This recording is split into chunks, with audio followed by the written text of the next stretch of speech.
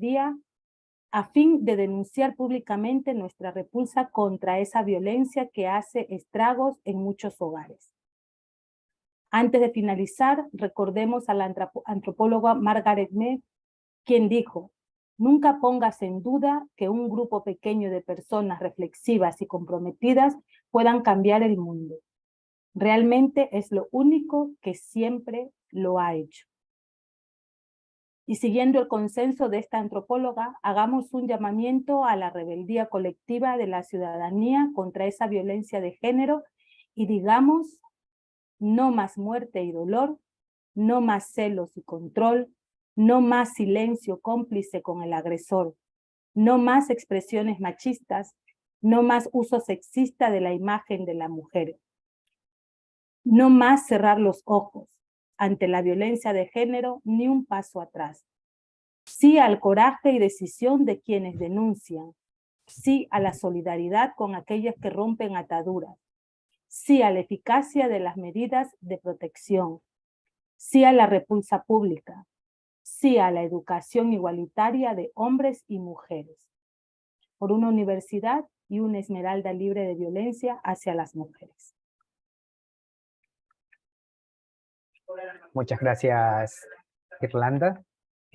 Bueno, pues aprovechar también de este espacio para comentar que estamos siendo transmitidos por redes sociales a través de nuestro canal de Facebook y en este caso vamos a participar como moderadores la compañera Irlanda Armijo, quien es coordinadora de la Maestría en Género y Desarrollo de la PUCESE, y quien les habla, Pablo Pico, en representación de la Dirección de Investigación y Vinculación. Vamos a comentar brevemente cómo vamos a hacer esta participación de nuestras 4 ponentes y cómo va a poder participar también el público luego de cada intervención. Procederemos a realizar las intervenciones de las diferentes ponentes, que tendrá como máximo 15 minutos para su presentación. Un minuto previo sonará una alarma bastante sutil que les permitirá a las ponentes planificar un minuto para poder finalizar su intervención. Luego procederemos a una ronda de preguntas que tendrá como máximo 10 minutos. Y en caso de que tengamos más preguntas, pues luego procederemos a compartir el contacto de cada una de las profesionales que participarán como ponentes para que puedan proveer mayor información si fuera el caso. Bueno, pues vamos a empezar con nuestra primera ponente que va a presentar la charla titulada La violencia, tipos y ciclos. Esta charla es presentada por la magíster Viviana Márquez. Ella es magíster en educación y actualmente docente de la PUCESE en la Escuela de Ciencias de la Educación y la Maestría en Género y Desarrollo. Además, es representante de la PUCESE en la Mesa Cantonal y Provincial de Género de Esmeraldas. También es promotora de igualdad de género y estudiante de una maestría en Género y Políticas de Igualdad. Estimada compañera Viviana Márquez, puede hacer uso de la pantalla que dejó de compartir ahora y puede empezar su intervención. Muchas gracias.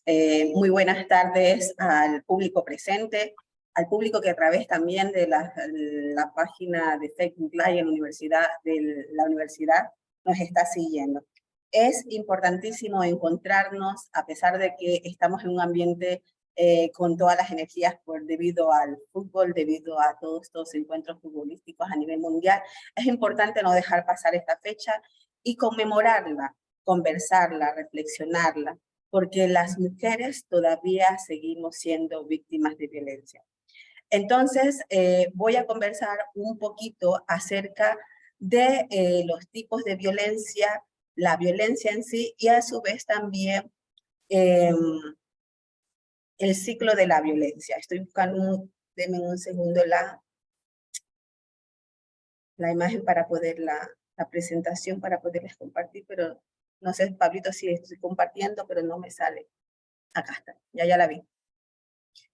Ok, entonces, este es nuestro segundo encuentro, nuestro segundo conversatorio. El año pasado, justo el 25 de noviembre, realizamos un pequeño conversatorio, diría, bastante significativo con toda la comunidad universitaria y a su vez también con las personas que a través de las diferentes redes oficiales nos estaban siguiendo. Y desde allí nos quedó esa satisfacción y esa necesidad de seguir compartiendo estos espacios reflexivos. Por eso se llama Segundo Conversatorio Universitario sobre la Eliminación de la Violencia hacia las Mujeres, ¿no? Es importante también mirar que pese a que, perdón, tengo muchas cosas en pantalla, pese a que en 1948 los derechos humanos fueron firmados, las mujeres seguimos siendo violentadas, seguimos sin acceso a algunos de los derechos. Y voy a empezar entonces con la frase de Michelle Bachelet, donde menciona que la violencia contra la mujer en todas sus formas es una violación de los derechos humanos. Y como lo mencionaba, podemos mirar que desde 1948 al 2021 han pasado muchos años, pero seguimos viviendo o siendo sometidas a diferentes tipos de violencia. Y es por eso importante conversarlo, porque en muchas de las ocasiones miramos a la violencia como algo externo o algo naturalizado.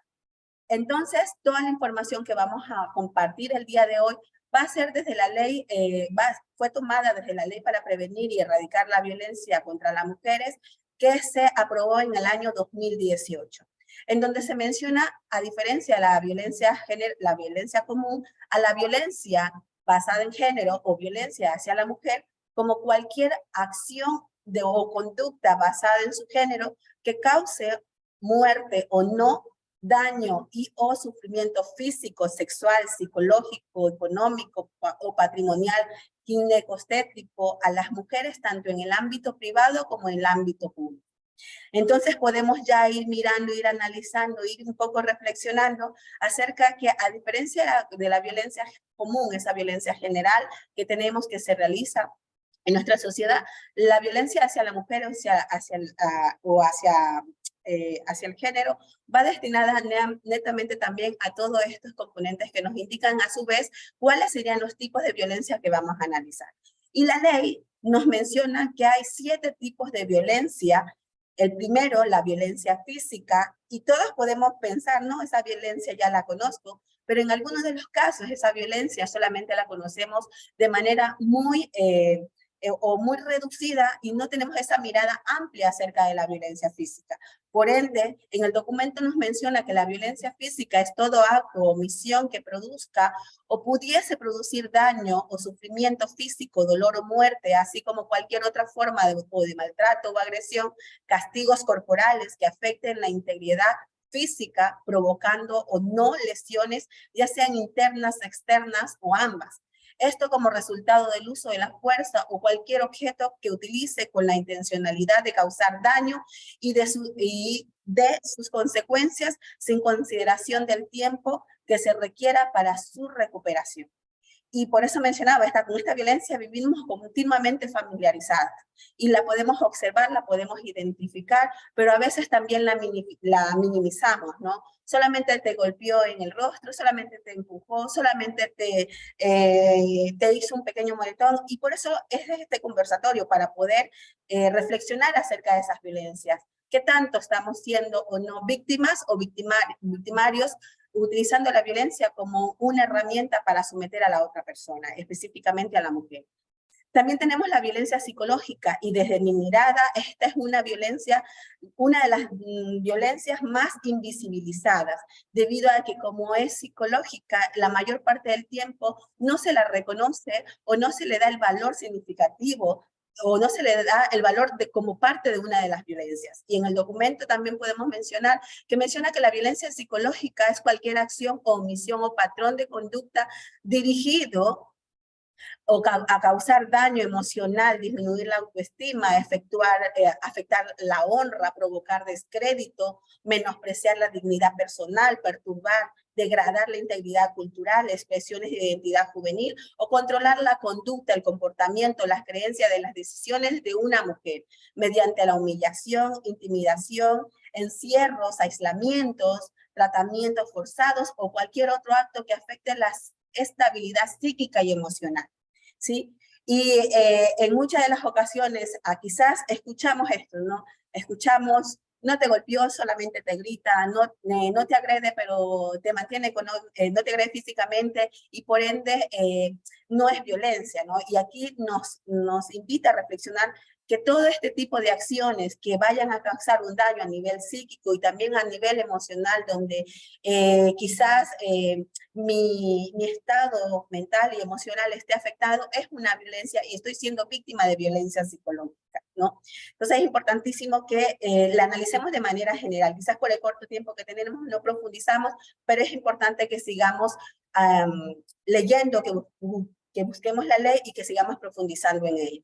Como tercero tenemos la violencia sexual, es toda acción que implique la vulneración o restricción del derecho de la integridad sexual a decidir voluntariamente sobre su vida sexual y reproductiva a través de las amenazas, coerción o uso de la fuerza, intención, intimidación, incluyendo la violación dentro del matrimonio y de las relaciones vinculares vinculadas al parentesco que exista, ¿no? Y podemos mirar aquí incluso que esta transmisión de una infección sexual, de una transmisión de infección sexual, también es parte de esta violencia, ¿no? Y a veces no la visualizamos, no la miramos, así como la prostitución forzada, la trata con fines de explotación sexual y el abuso o acoso sexual, la esterilización forzada y otras prácticas análogas, ¿no?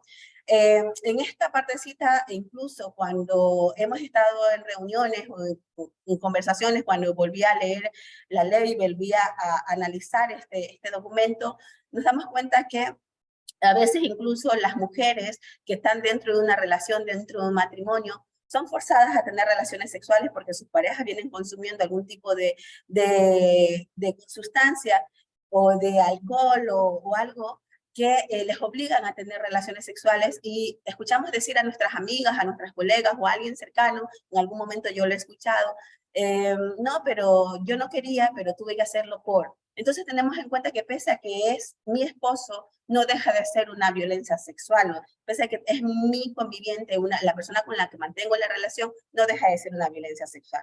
Otra es la violencia económica y patrimonial, y aquí es toda acción u omisión que se dirija a ocasionar un menoscabo en los recursos económicos o patrimoniales de las mujeres, incluidas aquellos que están establecidas dentro de esta ley, ¿no? Y también en la sociedad conyugal y de la sociedad de bienes de las uniones de hecho, ¿no? Y cuántas veces hemos mirado y hemos estado en contacto de una mujer que sufre una violencia económica debido a que no trabaja fuera de casa, que trabaja dentro y no tiene un recurso económico, y a través de esta manipulación y de este poder que tiene la otra persona sobre ella por la manutención de sus hijos, por la alimentación, incluso dentro de las familias, en algún momento podía conversar, podía analizar con otras colegas el tema de las herencias, ¿no? Incluso como a veces no es dada a las mujeres debido a que se consideran que no tienen el valor para poder manipular o gestionar la herencia que se tiene, ¿no? Y luego tenemos también la violencia simbólica, que es toda conducta que a través de la producción o reproducción de mensajes, valores simbólicos, íconos, signos e imposiciones de género, sociales, económicos y políticas culturales y de creencias religiosas transmiten, producen y consolidan las relaciones de dominación, exclusión y desigualdad y discriminación, naturalizando la subordinación de las mujeres a través de los medios de comunicación, a través de muchos quizás de las canciones, de las películas, a través de esta socialización del género, de las desigualdades que se transmiten desde que somos pequeños. Vamos también observando que hay una violencia simbólica, como el cuerpo de la mujer también es utilizado o no utilizado en determinados momentos, ¿no? Pues miremos también dentro de esta violencia simbólica como a través quizás de estas propagandas nos dicen cuál es el rol de la mujer dentro de casa y cuál es el rol de la mujer fuera de casa, o utilizan también imágenes del cuerpo de la mujer para vender productos y hacer una serie de situaciones que lo que hacen es mirar, ¿no? O seguir ahondando en el tema de la discriminación, seguir ahondando en el tema de la desigualdad y naturalizar la violencia simbólica como si fuese algo común o algo con lo que hemos nacido todos y todas. La violencia política es aquella violencia cometida por una persona o grupo de personas directa o indirectamente en contra de las mujeres que sean candidatas militantes, electas, designadas a que ejerzan cargos políticos, defensoras de derechos humanos, feministas, lideresas políticas o sociales, o en contra de su familia, ¿no? Y aquí recordaba en algún momento, yo soy malísima para la fecha, pero recordaba que en algún momento nosotras teníamos la posibilidad de tener una presidenta aquí en el Ecuador y no pudo llegar a ser debido a todo este sistema machista que tenemos todavía dentro del Ecuador, que impidió que, si no me equivoco, Rosalía Arteaga, y si me equivoco, alguna persona que me esté escuchando o de las personas que están participando en este evento pueden corregirlo, ¿no? Si no me equivoco, era Rosalía Arteaga que en determinado momento debía asumir el cargo, pero no se le impidió asumir este cargo y se puso a un hombre dentro de esta función, ¿no? Entonces vemos cómo impidieron que esta mujer ejerza algo que le correspondía hacer. Entonces ahí miramos también algo brevemente acerca de la violencia política. Y por último, y una de las nuevas dentro de la ley, la violencia ginecobstétrica, que se considera toda acción o omisión que limite el derecho de las mujeres embarazadas o no a recibir servicios de salud ginecobstétricos, se expresa a través del maltrato, la imposición de prácticas culturales y científicas no consentidas o la violencia del secreto profesional, el abuso de medicalización y la no establecida en protocolos, ¿no? Guías y normas, las acciones que consideren los procesos naturales de embarazo, parto y posparto como patologías, las esterilizaciones forzadas, la pérdida de autonomía y de la capacidad para decidir libremente sobre sus cuerpos y su sexualidad, impactando negativamente en la calidad de vida y salud sexual y reproductiva de las mujeres en toda su vida, en su diversidad a lo largo de su vida, cuando ésta se realiza con prácticas invasivas o maltrato físico o psicológico. Y en algún momento, cuando soy madre, entonces estaba en el hospital y escuchaba a una servidora de la salud decir, mientras que yo estaba con todas las contracciones, escuchaba decirle a otra persona, no grites. Yo no sabía que eso era parte de violencia, ¿no? En ese tiempo todavía no estaba dentro del mundo de la equidad de género. Y le decía, no grites, no grites, así como disfrutaste hacerlo, ahora aguanta, ¿no? Y luego, analizando este tipo de violencia, veo que desde hace muchos años esta violencia ha existido, solamente ha sido invisible y no se había tipificado como violencia, ¿no? Y entre ellas muchas otras, ¿no? El hecho de que podamos o no acceder a una decisión que sea sobre el cuidado de nuestra salud sexual y reproductiva, ¿no? Y por último, también es importante reflexionar acerca del ciclo de la violencia. Y en este ciclo de la violencia tenemos primero la acumulación de la atención, ¿sí? Y en esta acumulación de la atención, el agresor acumula, como lo dice, toda esa ira, toda esa frustración, ese coraje, todas ese rencor, todo eso que quizás todavía no lo exterioriza, ¿sí? Sí, pero lo está sintiendo rabia, está frustrado, está con coraje, está con ira, pero no llega a esa segunda fase, ¿no? En el otro ciclo de la explosión es cuando ya lo hace, cuando a través, quizás en la acumulación de tensión yo quiero decirte, no te pongas esa falda que no me gusta, esta amistad tuya no me simpatiza, pero se queda callado, no dice nada, y todo esto está generando una serie de sentimientos negativos. Y luego la explosión, que es cuando ya esto ya no se aguanta y a través quizás del maltrato psicológico, de la violencia psicológica, de la violencia física, se pone en evidencia, ¿no? Ya ya explota y como lo dice la palabra, pues puede utilizar cualquiera de los otros tipos de violencia que hemos mirado para esta explosión. Y por último, la luna de miel, que es en ella cuando la persona victimaria, o el agresor, perdón, pide o revictimiza a la víctima, ¿no? tú me hiciste caer en este error, yo te dije que quizás no usaras esa falda o que no andaras con tal persona, tú eres la culpable porque tú me hiciste molestar, tuviste un comportamiento que no era el propio y tú ya sabes cómo soy yo soy así, y vuelve a regalarte flores, chocolates, a tener esa parte como del principio, ¿no? Como lo dice la palabra luna de miel, a reconquistarte. Y al momento de reconquistar, como vamos también invalidando este círculo, vamos cayendo en este círculo de la violencia y vamos otra vez a la acumulación de tensión porque en determinado momento vas a hacer algo que no esté a su gusto y vamos a ir a la explosión y luego otra vez a la luna de miel. Y es aquí donde muchas mujeres, como en el caso, en muchos de los casos, terminan siendo víctimas de femicidio. Te invito a buscar en redes sociales, a buscar en el internet, a buscar en el YouTube información sobre el termómetro de la violencia y ubicar dónde estás, tomar la acción pertinente para evitar llegar a la luna de miel, para evitar llegar a la explosión y cortar la violencia a tiempo. Es importante que las mujeres a nivel del mundo, nosotros hoy día conmemoramos y hay 272 mujeres asesinadas, víctimas de femicidio desde enero hasta ahora, noviembre el 15, y es importante que nosotros entendamos que Esmeralda forma parte de estas estadísticas.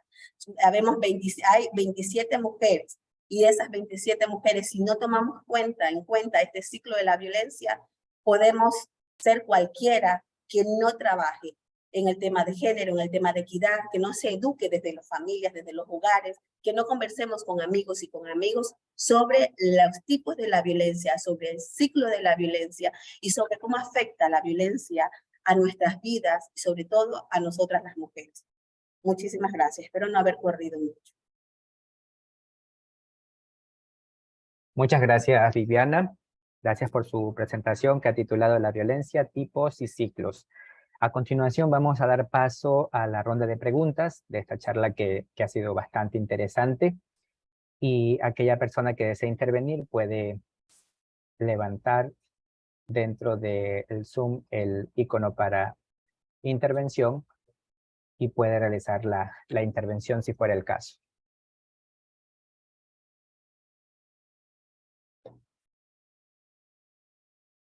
Mientras se animan, Viviana, a ver, aquí está Mechita que quiere hacer una pregunta. Gracias, Mechita, muchas sí. gracias.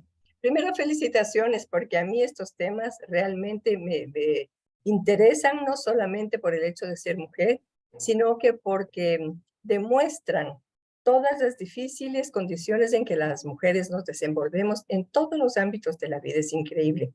Respecto de esta última diapositiva que a mí me interesa mucho, la violencia de género no será erradicada. A mí me parece que la palabra erradicada significa eliminarla. No sé por qué la usamos erradicada, Viviana, no sé. Y si podríamos utilizar quizás una palabra que sea un poco más realista y que convoque más. Porque yo, por ejemplo, pienso que erradicar la violencia hacia la mujer es una tarea casi imposible. Ahora, no sé, y esa sería mi pregunta, no sé si al utilizar ese absoluto podamos nosotros mover realmente las bases de la sociedad así supremacista o algo, porque erradicar la violencia, ¿tú crees que es posible? Y dice, la violencia de género no será erradicada hasta que todos y todas nos neguemos a tolerarla. Yo creo que mucha gente se niega a tolerarla, incluso la misma gente violenta, hombres o mujeres violentos. No creo que nadie acepte de buena gana la violencia. No creo que nadie acepte de buena gana la violencia. Pienso que a lo mejor debemos de exigirnos un poco más para ver cómo comunicamos esa necesidad imperiosa de que la violencia de la mujer se vaya erradicando, se vaya eliminando también, porque dice así, pero a ratos me da esa impresión de que a lo mejor no estamos usando la mejor estrategia al utilizar absolutos como erradicar o eliminar. No sé, Vivi, ¿tú qué opinas? Muchas gracias por tu aportación, es importantísimo tu comentario y lo que pueda colar es que la violencia hacia las mujeres al momento de utilizar erradicar es porque queremos es porque queremos eliminar por completo esa violencia y creo que Si nosotros y nosotras comenzamos a trabajar en educarnos en temas de igualdad, en temas de equidad, si comenzamos a educar desde las familias, si comenzamos a educar en los hogares, en cada uno de los espacios, en los centros educativos, en cada uno de los lugares donde estamos, pues va a ser eliminada.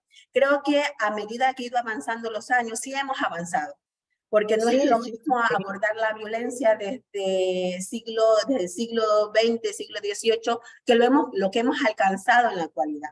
Entonces, esta palabra nos incita y nos motiva a erradicarlo, ¿no? Justo tomé este pensamiento anónimo debido a la importancia, porque a veces la toleramos, y sí a veces es cierto decir que no todos estamos de acuerdo con la violencia, pero la hemos a tal punto naturalizado que hemos llegado a tolerarla, hemos llegado a aceptarla como parte del comportamiento de otra persona, como parte de, y cuando miro esta frase de la violencia de género no será erradicada hasta que todos y todas nos neguemos a tolerarla, es porque yo ya estoy educando, es porque yo ya me estoy formando, es porque yo estoy educando en equidad y en igualdad de género a mi hijo y a mi hija, que no estoy contribuyendo a esas relaciones de poder de un sexo hacia otro, sino es que porque me estoy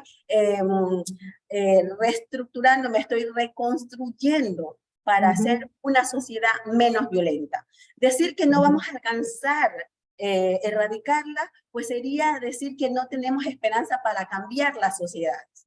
Pero sí tenemos esperanza para cambiar las sociedades, para modificar comportamientos, para modificar conductas, estos famosos roles y estereotipos de género que lo único que nos hacen es diferenciarnos y establecernos o enseñarnos a ser hombres o enseñarnos a ser mujeres y a través de ello el sometimiento de un sexo hacia otro. Entonces, por eso es importante que la comunidad universitaria, que dentro de las aulas, que dentro de cada uno de los espacios educativos o no, la educación en género sea algo primordial, porque si no nos educamos en género, difícilmente podemos tener sociedades igualitarias y justas, y difícilmente quizás podemos ir a pasos más acelerados en relación a eliminar la violencia.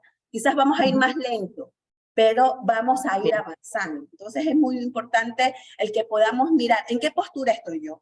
¿Estoy tolerando la violencia? ¿Estoy aceptando la violencia como parte de, es que así yo soy, es que yo soy agresivo, es que yo soy violento, es que yo nací así, es que yo soy hombre?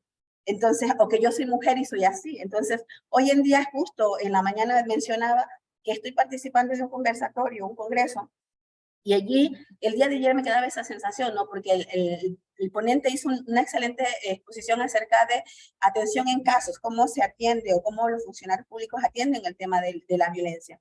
Pero justo al final lanzo un comentario que yo lo entendí así, por eso luego lo manifesté, que no solamente las mujeres son violentadas, sino también los hombres. Entonces visualizamos que pese a que estamos en instituciones, en puestos, y que estamos allí hablando de la violencia, hay ciertas cositas o ciertos pensamientos muy arraigados sobre esta fecha y que siguen siendo invalidados por muchos de los hombres. Y aquí hay importantes, clave, hombres y mujeres tenemos que trabajar. Tenemos que no ser tolerantes con la violencia. ¿Tú dirías, Vivi, que es una utopía? Es una utopía porque las utopías son válidas también, ¿no? O sea, no podemos dejar de soñar y de tener utopías. ¿Sería una utopía, Vivi? Pues considero que no es una utopía. Para mí es algo que se puede trabajar, es algo que se ha venido trabajando, es algo que yo he cambiado, es algo que yo he modificado dentro de mi familia, dentro de mi contexto y que sigo trabajando. No todos están involucrándose a la misma intensidad, pero van cambiando ciertos comportamientos. Y vengo trabajando en temas de género desde el 2015, recientemente. Entonces yo continuamente me cuestiono y hay muchas de las cosas que están muy arraigadas por todos los aprendizajes que tuve durante 30 y pico años de mi vida. Entonces es algo que no es de la noche a la mañana, es un proceso como tal. Muchas gracias, Viviana. Vamos a darle paso a dos preguntas. Muchas Les rogamos gracias. que sean breves y Viviana también un poquito breve a las respuestas porque después nos vamos a extender demasiado. Vamos a darle paso a Milton y luego a Priscila, que tiene levantada la mano. Milton.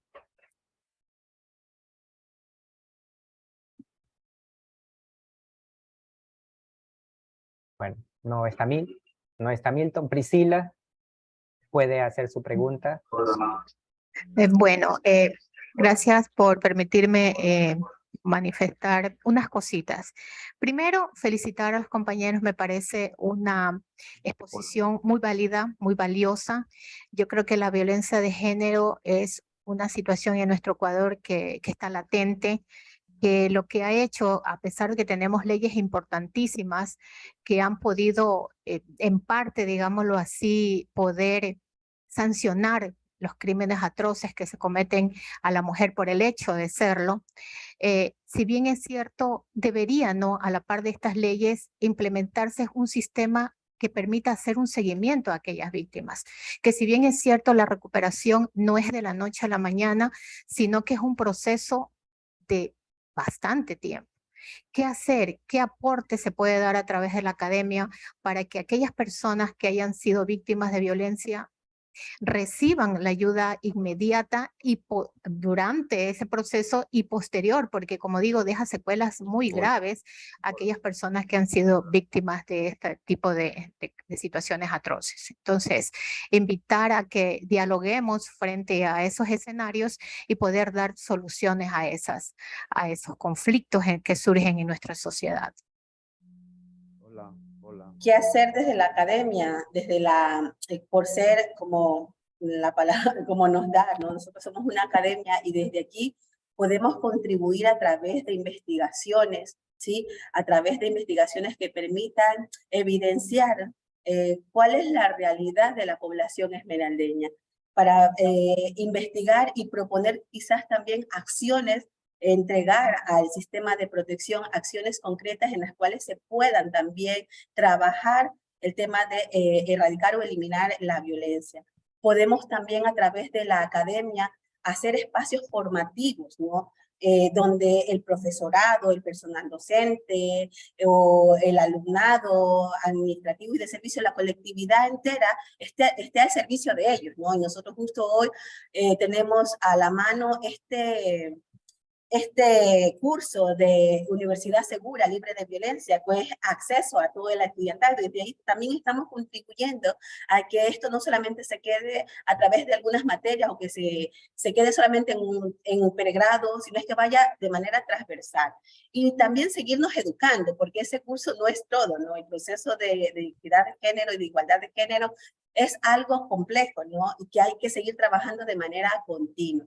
Entonces, la universidad es clave para poder también, a través de estos procesos, poner al servicio de la colectividad ciertas acciones que se puedan hacer y juntos y juntas poder trabajar dentro de estos espacios. Por eso la universidad forma parte desde el 2014 de la Mesa Cantonal de Género a nivel provincial y también a nivel cantonal. Y desde allí nos sumamos a esas otras acciones colectivas que tanto instituciones públicas, privadas y ONG están trabajando, estamos haciendo, estamos contribuyendo también no solamente a la colectividad universitaria, sino de manera directa a la población esmeraldeña. Muchas gracias, Viviana. Muchas gracias por sus preguntas. Pedimos disculpas por no poderles dar paso a todos. Sabemos que es un tema bastante interesante. Al final, la compañera Viviana pues va a tener otro pequeño espacio en donde va a presentarnos las conclusiones de manera muy breve en relación a la temática la violencia, tipos y ciclos. A continuación, damos paso a la compañera Irlanda Armijos, quien va a continuar presentando a nuestra segunda ponente. Irlanda.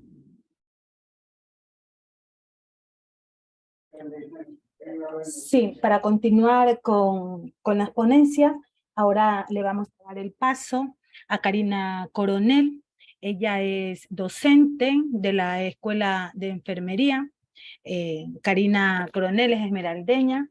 Actualmente se encuentra realizando sus estudios doctorales en Ciencias de la Salud por la Universidad de Murcia, España, con una tesis sobre salud sexual y reproductiva en mujeres con discapacidad. Ella es máster en Salud Pública y Gestión Sanitaria por la Universidad también de Valencia, España, y es licenciada en Enfermería por la Universidad Católica de Ecuador, sede Esmeraldas. Actualmente ella es docente, como ya decía, de la Escuela de Educación y se encuentra muy interesada en las líneas de investigación sobre salud sexual y reproductiva, salud sexual de grupos vulnerables, sobre todo en el caso de mujeres con discapacidad, ¿no? Entonces vamos a escuchar a Karina Coronel. Hola, buenas tardes. ¿Me permiten el control para poder proyectar la diapositiva? Y está activado el compartir pantalla. Bueno, voy a empezar. Un momento.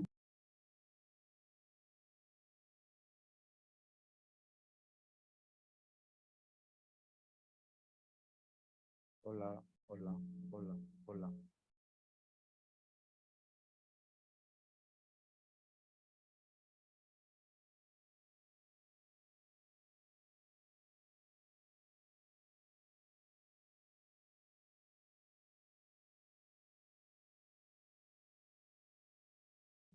Hola, hola. Karina, se nos ha quedado sin señal, ¿eh? Ya estoy tratando de compartir. Ok.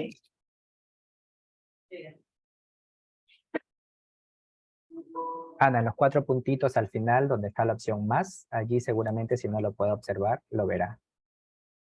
Vale, compartir pantalla.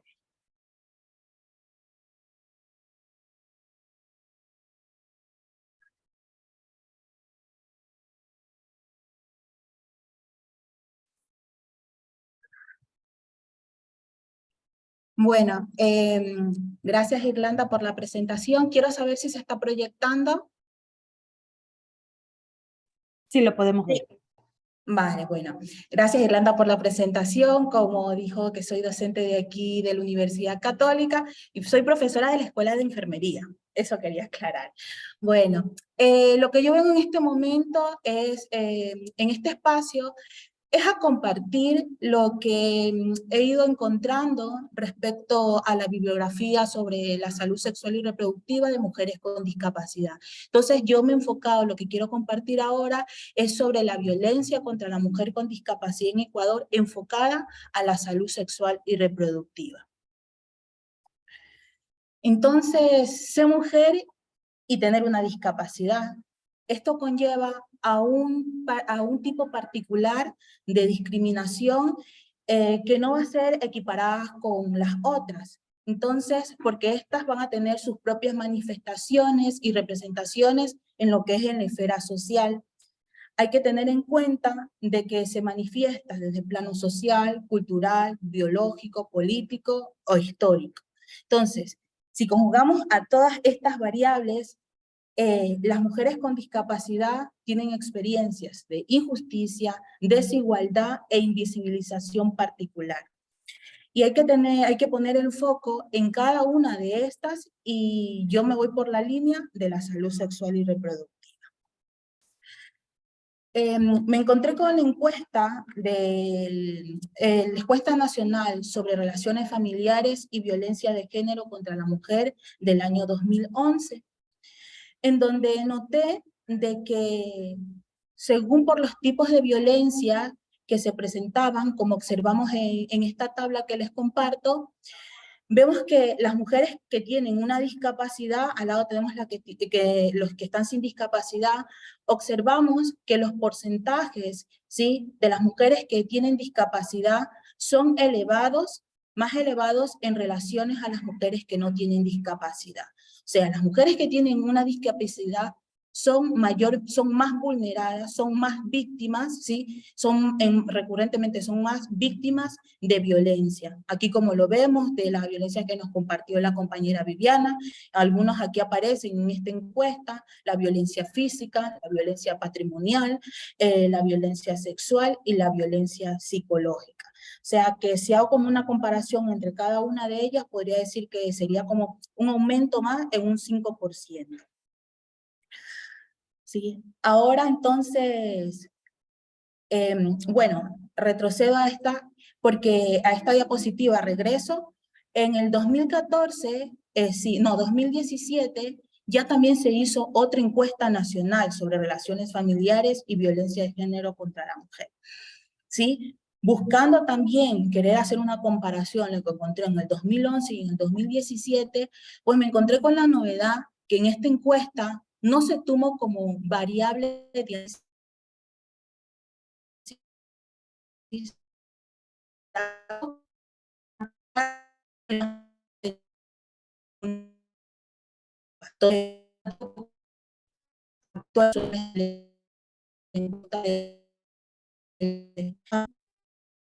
para contextualizar la vulneración de la salud sexual y reproductiva de las mujeres con discapacidad.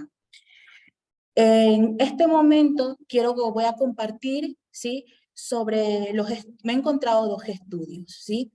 En sí, aquí en Ecuador, de que se abarcó en 3 ciudades, ¿sí? Fue una muestra, ¿sí? No es que es para englobar la realidad de todas las mujeres con discapacidad en Ecuador, pero sí puede empezar ya a contextualizar, empezar a decir qué es lo que está pasando en algunos sectores con las mujeres con discapacidad. Un estudio llevado por UNFA Ecuador en el 2017 que se llevó a cabo en provincias rurales de Sucumbíos y Manabí, que tienen similares contextos sociodemográficos y culturales aquí en nuestra provincia de Esmeraldas, muestran que la mayoría de los embarazos en adolescentes con discapacidad eran fruto de violencia sexual. Violencia sexual, ¿sí? Que eran los agresores, eran miembros de su familia, ¿sí? El mayor porcentaje eran los padres, los padrastros, seguidos los padrastros, los hermanos y los tíos. Y en algunos casos también se presentó de que personas cercanas al grupo familiar también eran quienes habían sido agresores. Pero los principales agresores han sido quienes conviven, quienes están en el círculo familiar. ¿Qué más quiero rescatar de este estudio? ¿Sí? De que en relación a cuando se reportaba, ¿sí? La violencia sexual, porque aquí solo se hay reporte de violencia sexual. No hubo abarcamiento sobre la violencia psicológica, la violencia física, no. Fue relacionado con violencia sexual. Y entonces, ¿qué era lo que sucedía? De que, claro, cuando se evidenciaba que había violencia sexual, porque cuando se llevaba a la consulta a la mujer con discapacidad porque presentaba algún malestar, entonces se la llevaba a la consulta médica y entonces era cuando se diagnosticaban los embarazos. Caso contrario, se seguiría perpetuando la violencia sexual si no se presentaba un embarazo.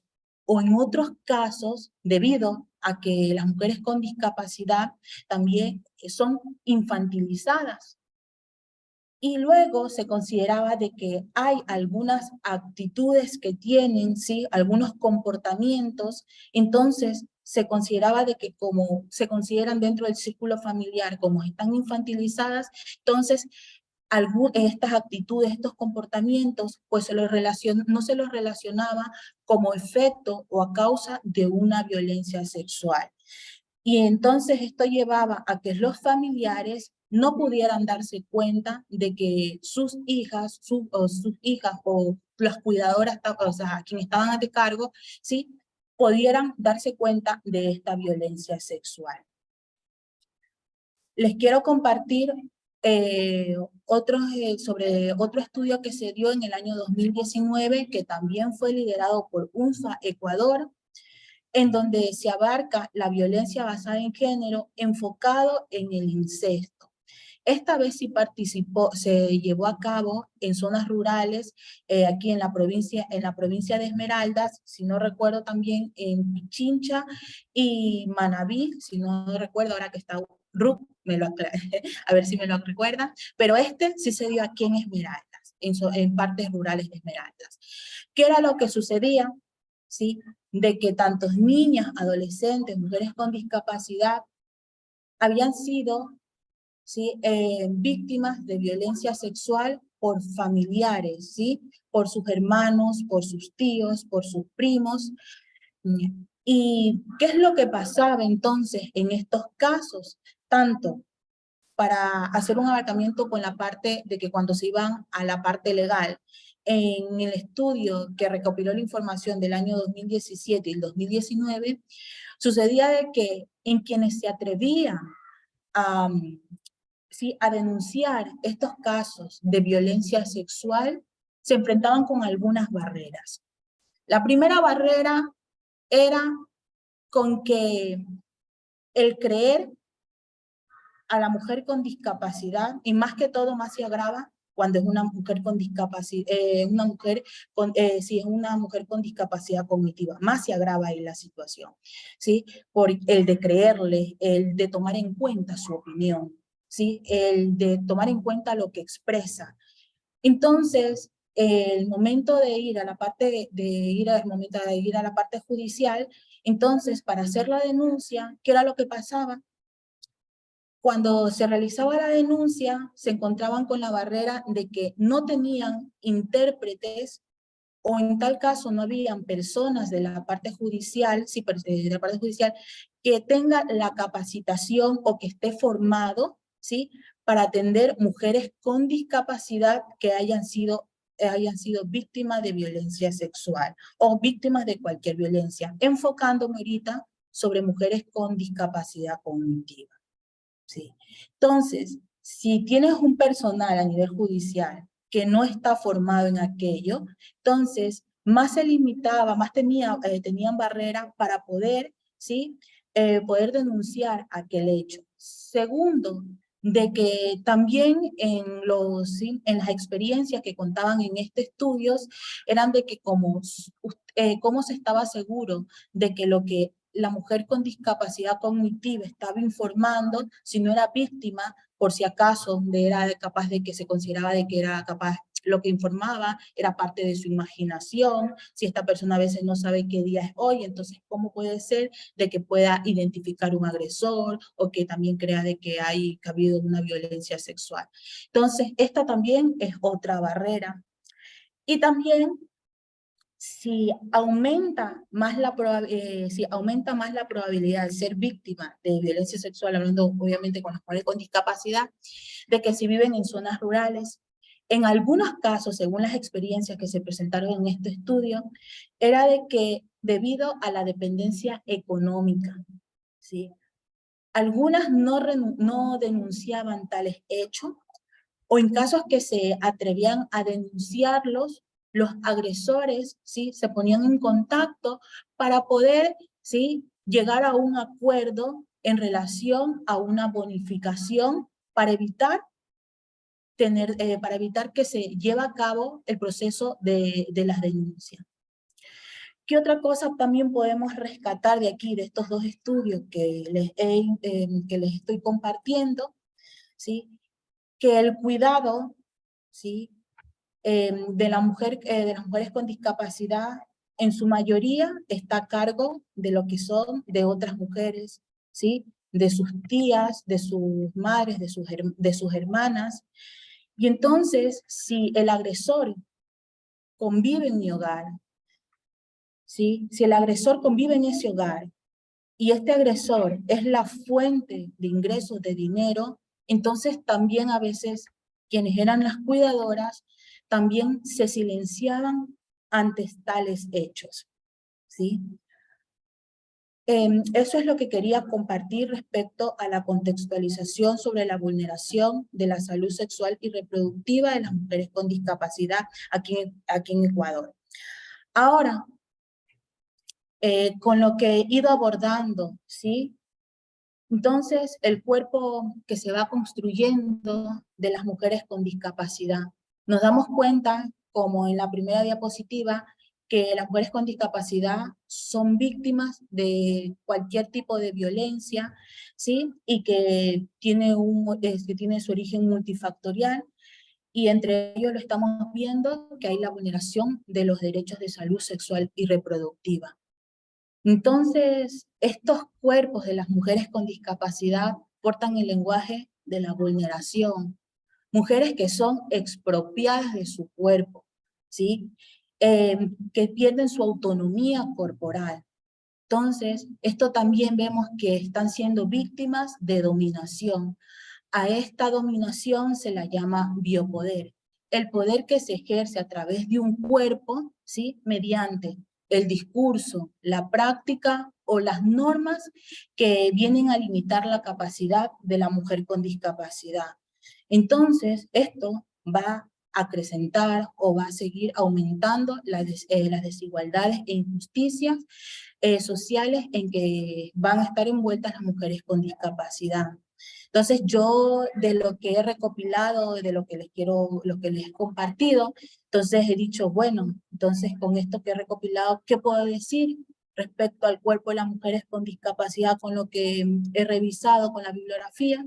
Que este cuerpo de las mujeres con discapacidad portan el lenguaje de un cuerpo manipulable, indefenso, infantil, accesible, ¿sí? Y asexual, ¿sí? Lo que les he compartido, como les dije, está enfocado desde la salud sexual y reproductiva.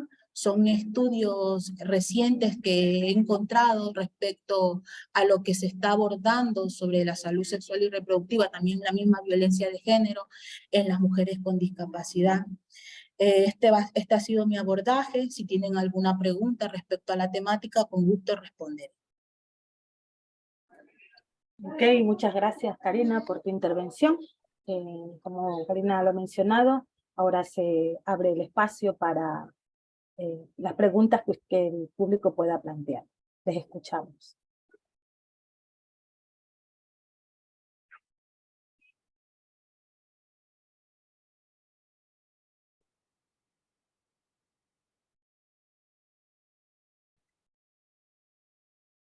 Le vamos a dar la palabra a Elvira Ramírez.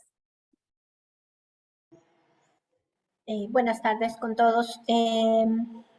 Ana Coronel, realmente has tocado una de las sensibilidades y de los temas que en violencia se dejan olvidados, que es el tema de vulneración de derechos sexuales en personas con discapacidad.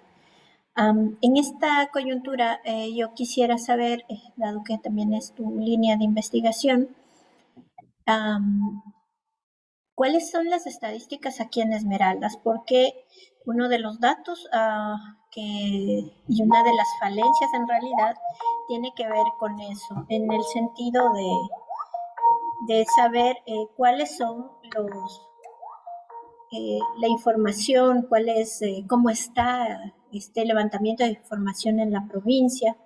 La población con discapacidad es alta en la provincia y a lo mejor esta estadística no está visibilizada seguramente, como en muchos otros espacios, pero no sé, de lo que tú has podido conocer, ¿qué pasa aquí?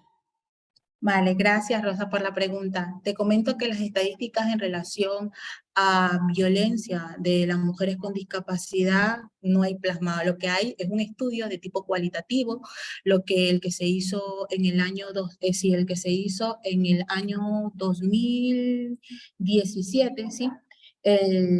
Sí, si no me equivoco fue el año 2017, sí. No, en el que se hizo en el año 2019, el que les compartí respecto sobre el incesto, ¿sí? Ese es el estudio que hay, es de tipo cualitativo. No hay un estudio en conjunto con lo que se refiere con CONADIS, no hay un estudio que se refleje. Lo que sí hay son estadísticas de que si ingresas a la página del CONADIS, pero ves estadísticas en relación a discapacidad. Pero en una parte sí cuantitativa de que refleje los datos de violencia, específicamente con mujeres de discapacidad, no he encontrado, no hay, ¿sí? Pero lo que sí hay es este primer estudio de tipo cualitativo y que ha tratado de abordarse que se trató en Esmeralda, en Sucumbíos y en Pichincha, y en Manabí. Muy bien, vamos a darle ahora la palabra a Eunice. Gracias. Como decía Elvira, yo quiero felicitarte y celebrar también la elección de tu tema de investigación, porque, como decía Elvira, creo que es muy importante visibilizar y dar voz, ¿no? a esta temática. Y en ese sentido también, porque en educación es importante, como para hacer cambios o transformaciones, tener referentes positivos o experiencias constructivas, quería consultarte si en la revisión bibliográfica un poquito que vas realizando sobre esta realidad de los derechos sexuales y reproductivos en las personas con discapacidad, si te has encontrado, no sé, en algún contexto o en otros países como experiencias positivas. No sé, desde los colectivos igual de personas con discapacidad o igual en tu revisión vas viendo un poco referentes positivos, ¿no? Que puedan servirnos también en nuestros contextos en Ecuador y en Esmeraldas para romper un poquito ciertos estereotipos y paradigmas y que las personas, las mujeres en concreto con discapacidad, puedan tener una vida sexual y reproductiva más positiva. Sí, vale, gracias, Inicio, por la pregunta. Sí, el primer abordaje en sí, bueno, el primer abordaje que hice, sí fue viendo sobre las barreras, siempre yo enfocaba, bueno, barreras, vulneración, pero me encontré con un estudio que es respecto, sí, a las experiencias vividas, sí, frente a las barreras que tienen las mujeres con discapacidad para el acceso a la salud sexual y reproductiva. Sí, hay referencias de parte de que los colectivos mismos de mujeres con discapacidad que quieren quitar este paradigma de que somos personas que no, personas que somos fácil de vulneración, sí, que somos vulnerables, quitar ese estigma. Pero lo que sí, en este estudio que revisé, lo que se enfocaba era de que para poder, primero, el empoderamiento, pero este empoderamiento va de la mano desde lo social. Entonces sí, claro, y lo recalcaban, no recuerdo específicamente en qué lugar fue el estudio, pero recalcaban aquello, el empoderamiento, pero el empoderamiento, o sea, que este empoderamiento que tenían eran desde la parte social y luego la importancia, ¿sí?, de la familia.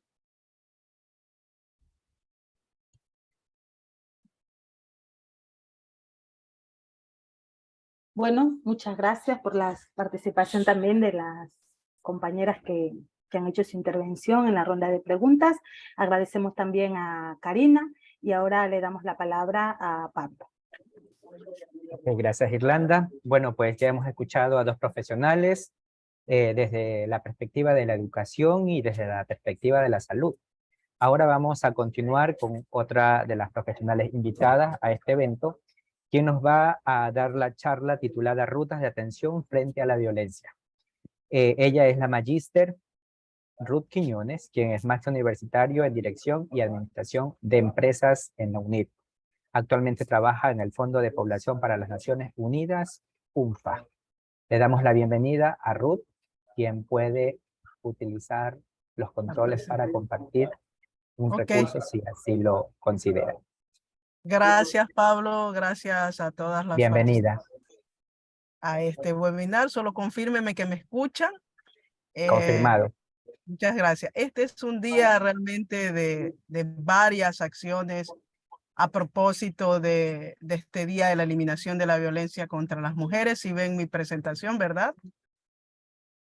Este día que nos lleva a varias reflexiones, ¿no? Yo ahora, por ejemplo, estoy en Atacama, he subido al auto para poder, y les he estado escuchando realmente porque he estado esperando desde acá, pero llega a varias reflexiones importantes, ¿no? Y justo este tema de que lo tocaba desde, lo arranca la magíster Viviana, ahora la magíster Ana, en cómo vamos desde los conceptos de la violencia contra las mujeres, cómo también se invisibiliza en este mismo ámbito a mujeres con discapacidades, ¿no? Que era lo que nos planteaba en la ponencia anterior. Y bueno, y ahí nos quedamos con unas preguntas que es la que me han planteado en este webinar, ¿no? A ver, y bueno, ¿y cómo accedemos, no? ¿Cuáles son las rutas, cuáles son los caminos que podemos llevar adelante en caso de que se identifique una violencia contra las mujeres? Antes de ir a describir esas rutas, quisiera que reflexionemos sobre esta primera parte, ¿no?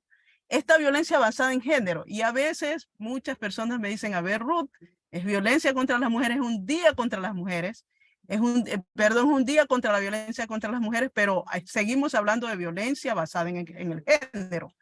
Pero ¿por qué seguimos hablando de violencia basada en el género? porque esa violencia contra nosotras las mujeres está basada en esas atribuciones, en esos estereotipos, en esas asignaciones y esos roles que nos dan por el hecho de ser mujeres, pero también que se entregan a los hombres por el hecho de ser hombres, ¿no? Entonces, eso genera violencia. Y esa violencia es una violación de los derechos humanos y establece con claridad las obligaciones que tienen, en este caso, los estados para prevenir y sí, para erradicar.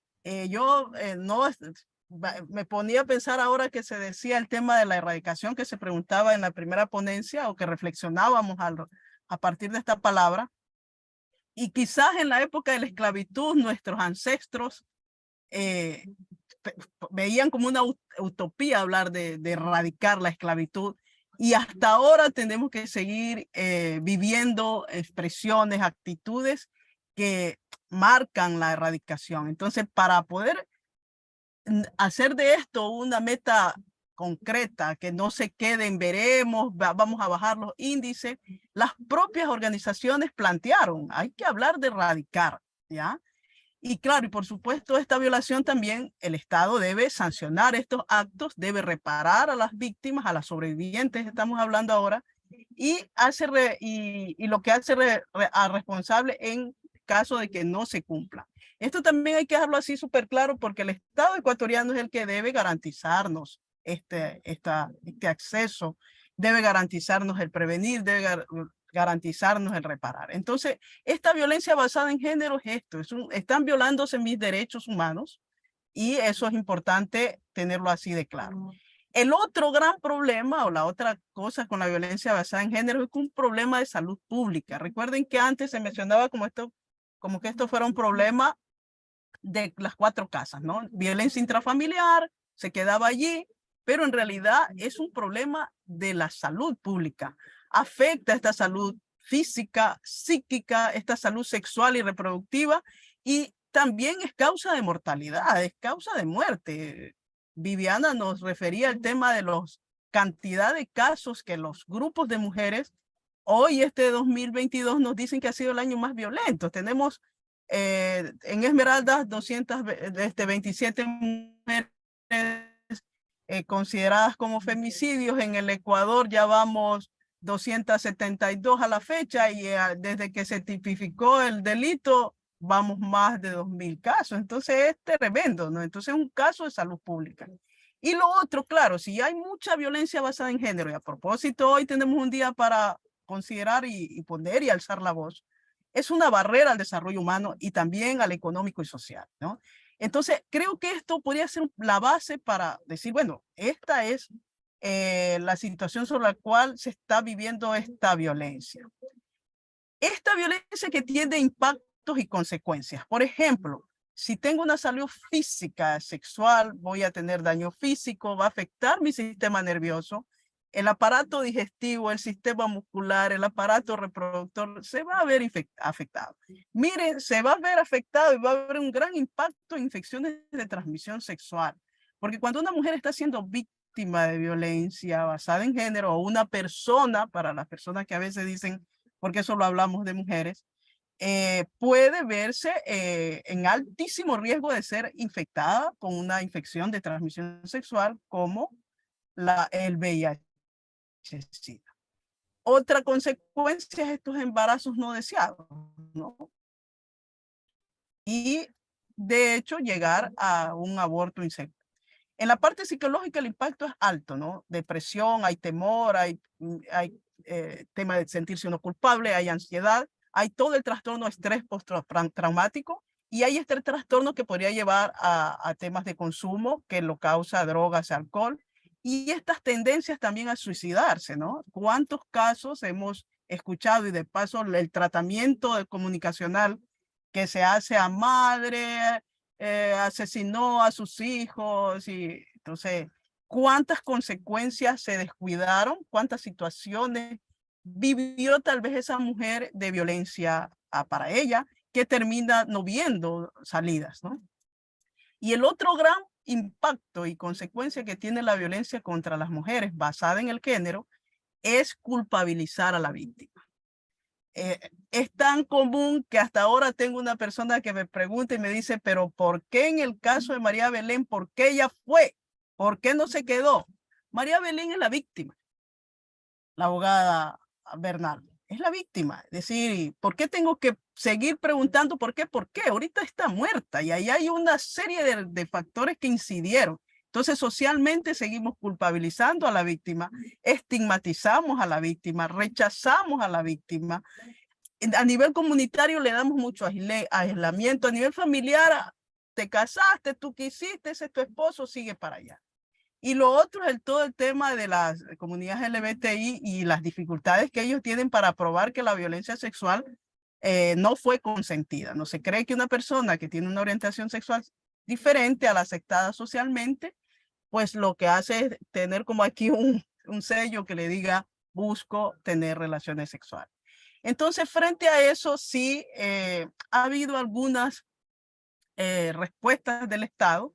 Y la Secretaría de Derechos Humanos, con apoyo del Fondo de Población de las Naciones Unidas, que es la organización con la cual estoy brindando mi asistencia técnica estos años, decidimos apoyar un poco de armemos, grafiquemos, cómo acudo, ¿no? En base a la Ley Orgánica Integral para prevenir la violencia contra las mujeres. Y es allí donde se construyó estas rutas, ¿no?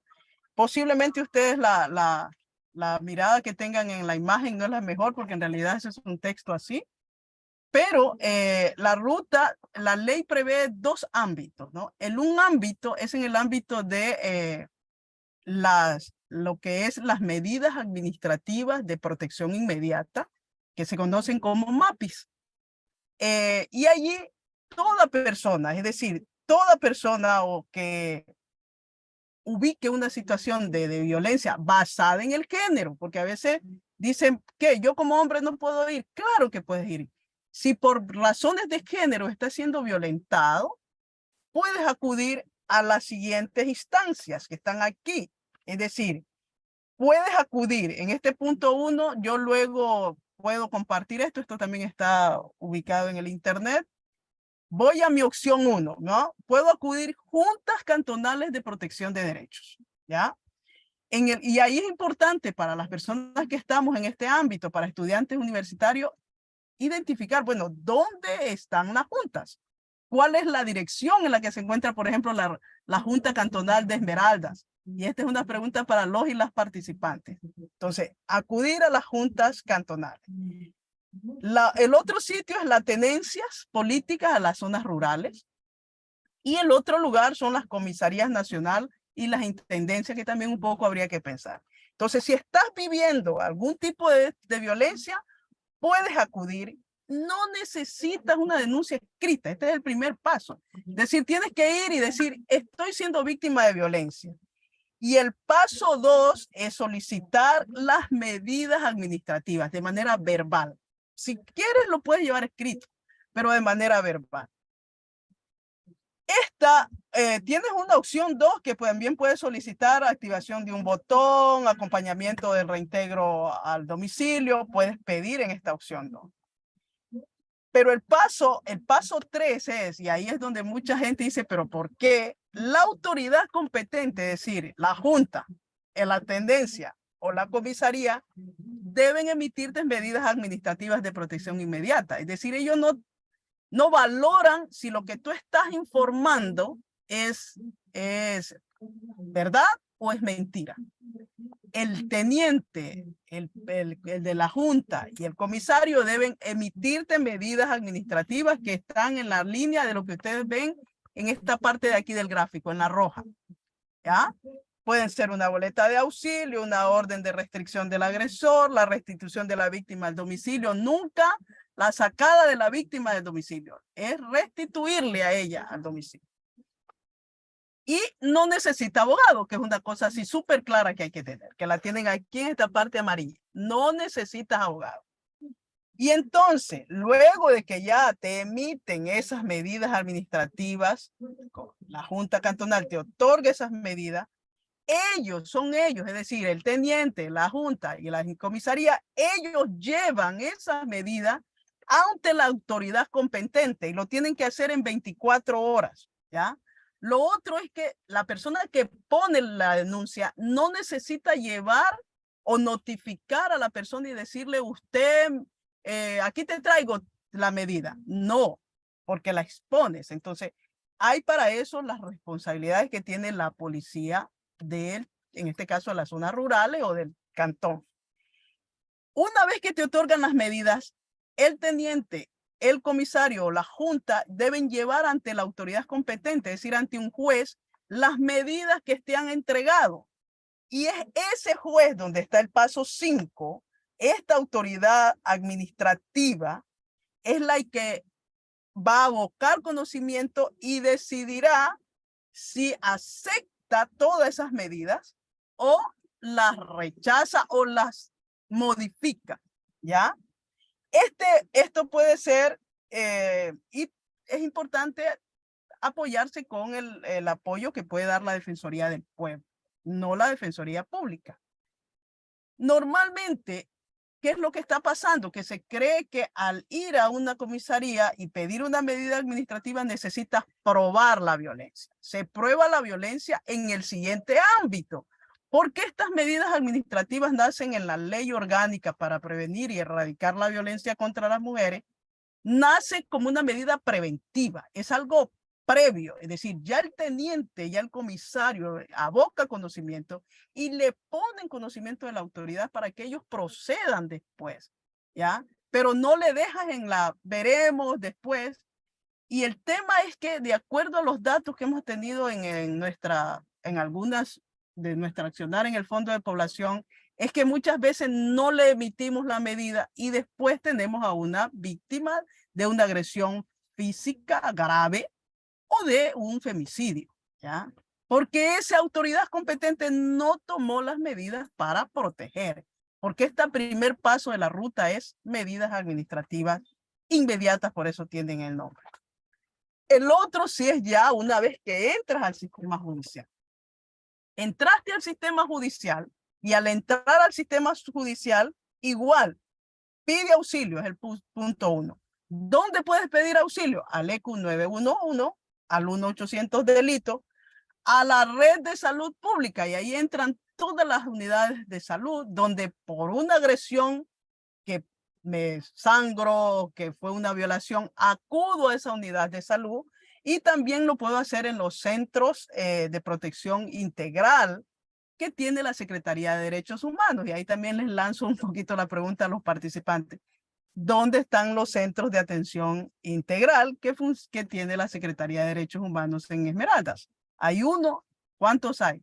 Tenemos información y eso es parte de la responsabilidad como ciudadanos y ciudadanas para que podamos también orientar a una mujer o a una persona que sea víctima de violencia.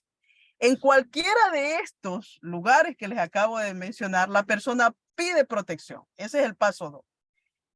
Y allí sí procede el hecho de que estas medidas de protección las vas a recibir y puedes hacer la denuncia en las unidades judiciales.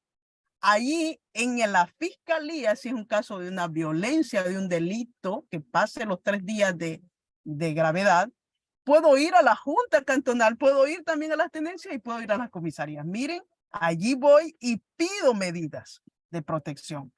Todas estas instancias deberían proceder a emitirte las medidas y en mi paso 3, ahora sí, inicio mi proceso de justicia. Allí sí tengo que hacer una denuncia de los hechos y yo decido si quiero seguir el proceso para obtener justicia o quiero que me reparen ese daño.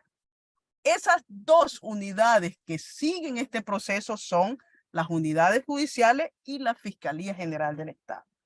Si esto es una contravención, es decir, la gravedad que esto está aquí, donde está la contravención para los que están siguiendo el gráfico, si el daño que es la agresión que corresponde es hasta 3 días, esto va a una unidad judicial, hasta 3 días. Si ya es un delito, el llamado a llevar adelante este proceso que causa daño es la fiscalía, ¿ya? Cualquiera de estas 2 instancias, por eso aquí como que el camino se une, ¿ya? Cualquiera de estas 2 instancias recoge la información para todo lo que es pruebas, ¿ya?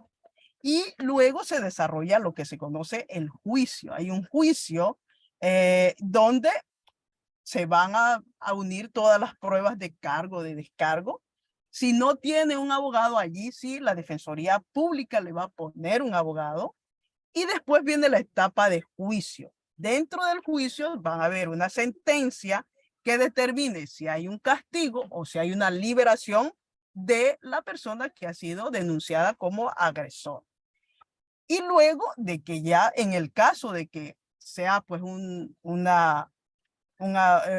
sea sancionado, pues hay un paso 4, que es ya la restitución de ese derecho, y para eso es necesario que la persona violentada reciba atención psicológica, reciba atención en salud y todo lo que es también la reparación económica, porque no sé si ustedes ahora han escuchado del tema de este bono económico.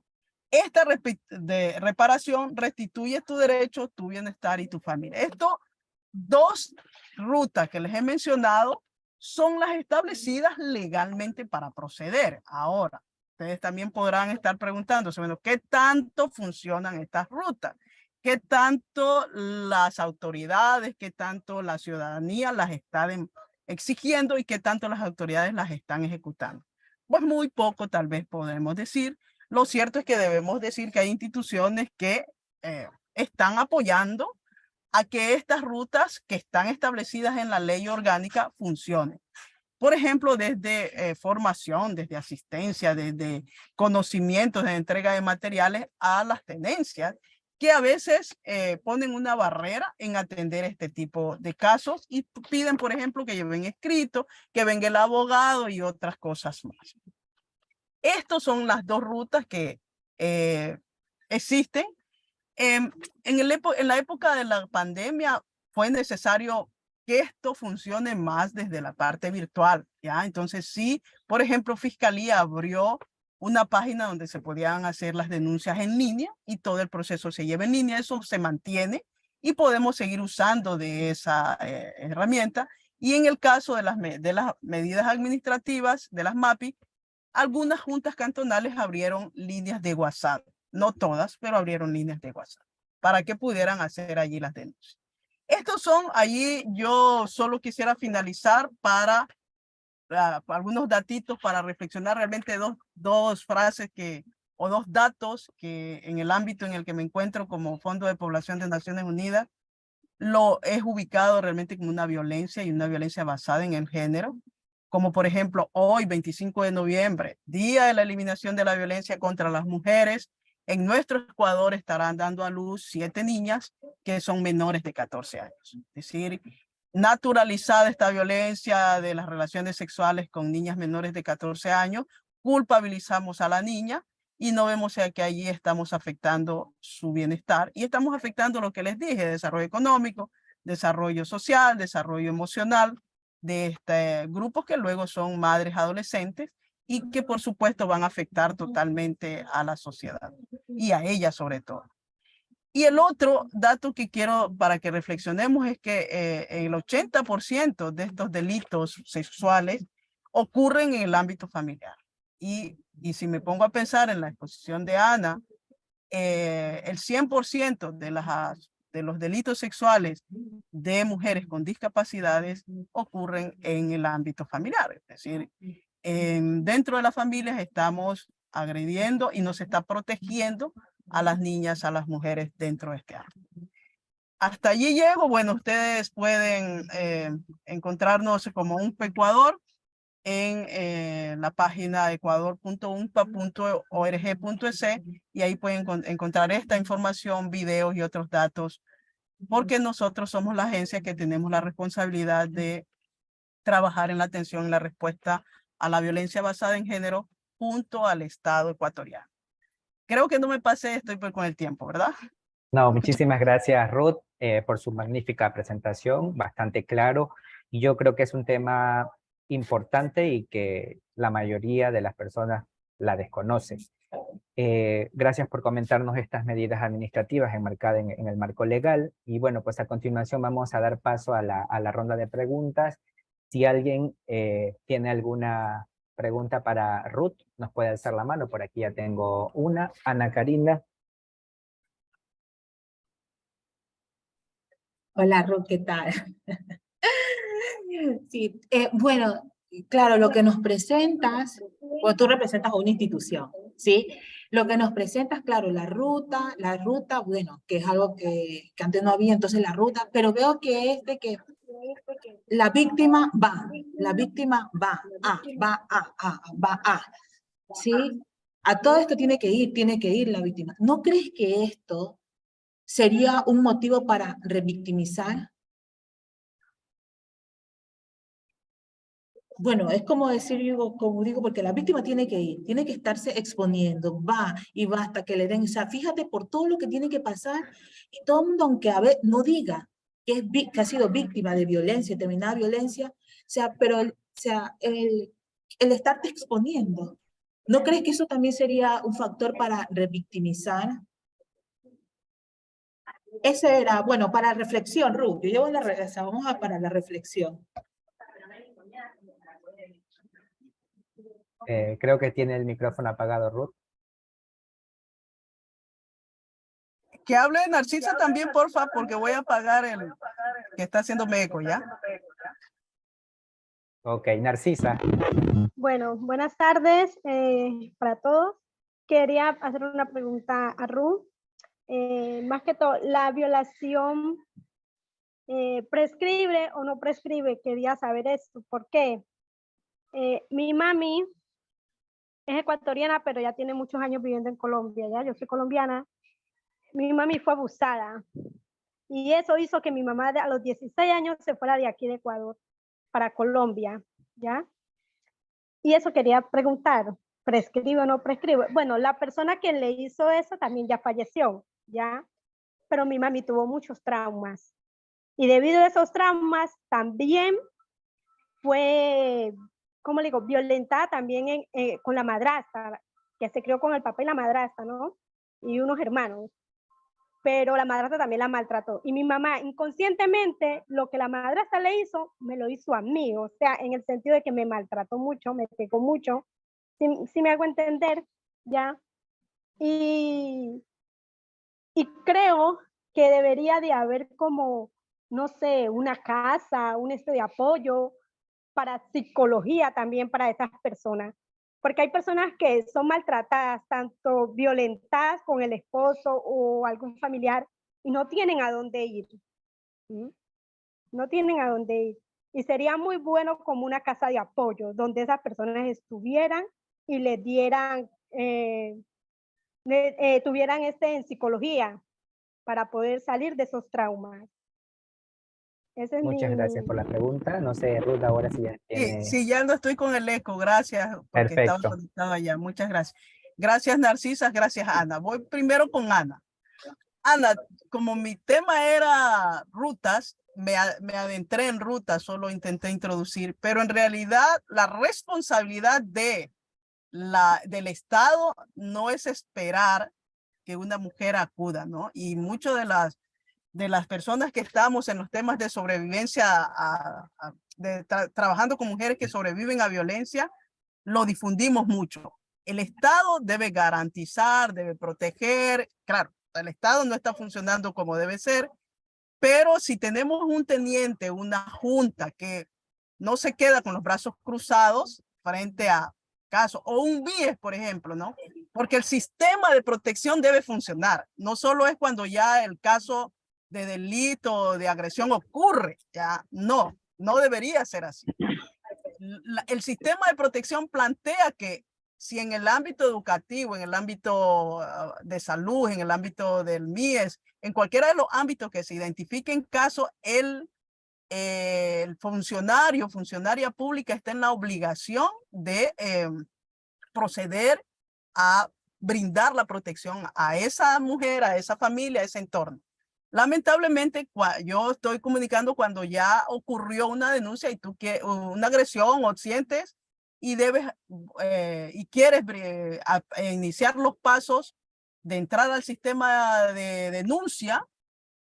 Esas son las dos vías, ¿no? Pero existe eso y Y efectivamente no es que yo debo acudir a pedir una boleta o así, realmente las instituciones del Estado deben estar brindándonos la protección. Eso por un lado. Por otro lado, Narcisa, yo quiero ser muy sorora contigo. Primero ser sorora en base a lo que vivió tu mami y lo que posiblemente también estás viviendo tú.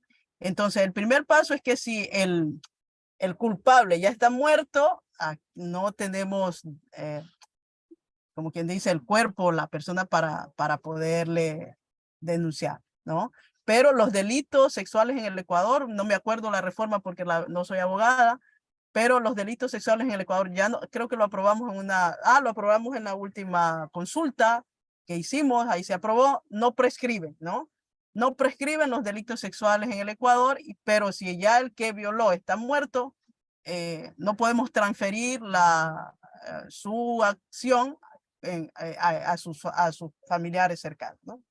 Y quisiera reflexionar sobre el tema del tema de la salud mental. Yo creo mucho en eso, así que creo que es importante que entremos en un proceso de nuestro cuidado de la salud mental y efectivamente ojalá tuviéramos más espacio donde pudiéramos acudir. Para el caso de Esmeraldas en violencia basada en género, Esmeraldas Cantón dio un pasito que es tener una sala y una casa de acogida para sobrevivientes de violencia basada en género. Y ya la tenemos en Esmeraldas con algunas limitaciones, pero está funcionando. Muchas gracias, Ruth. Muchas gracias por las personas que hicieron su pregunta. Muy interesante la charla titulada Rutas de Atención frente a la Violencia. A continuación vamos a dar paso con la compañera Irlanda, quien realizará la presentación de nuestra cuarta ponente. Muchas gracias, Pablo. Bueno, ahora vamos a escuchar a Elvira Ramírez Naranjo. Ella es psicóloga de aquí de la universidad y ella nos va a hablar sobre el protocolo de atención frente a los casos de violencia en nuestra sede universitaria. Elvira es doctora en psicología clínica, es magíster también en psicología educativa por la Universidad de Ambato. Tiene un diplomado experto en estimulación temprana orientados al área de salud y tiene también un diplomado de formación docente en inclusión educativa. Como les decía, ella actualmente es la psicóloga de nuestra sede universitaria y es docente también investigadora de la PUCESE. Le damos la palabra a Elvira.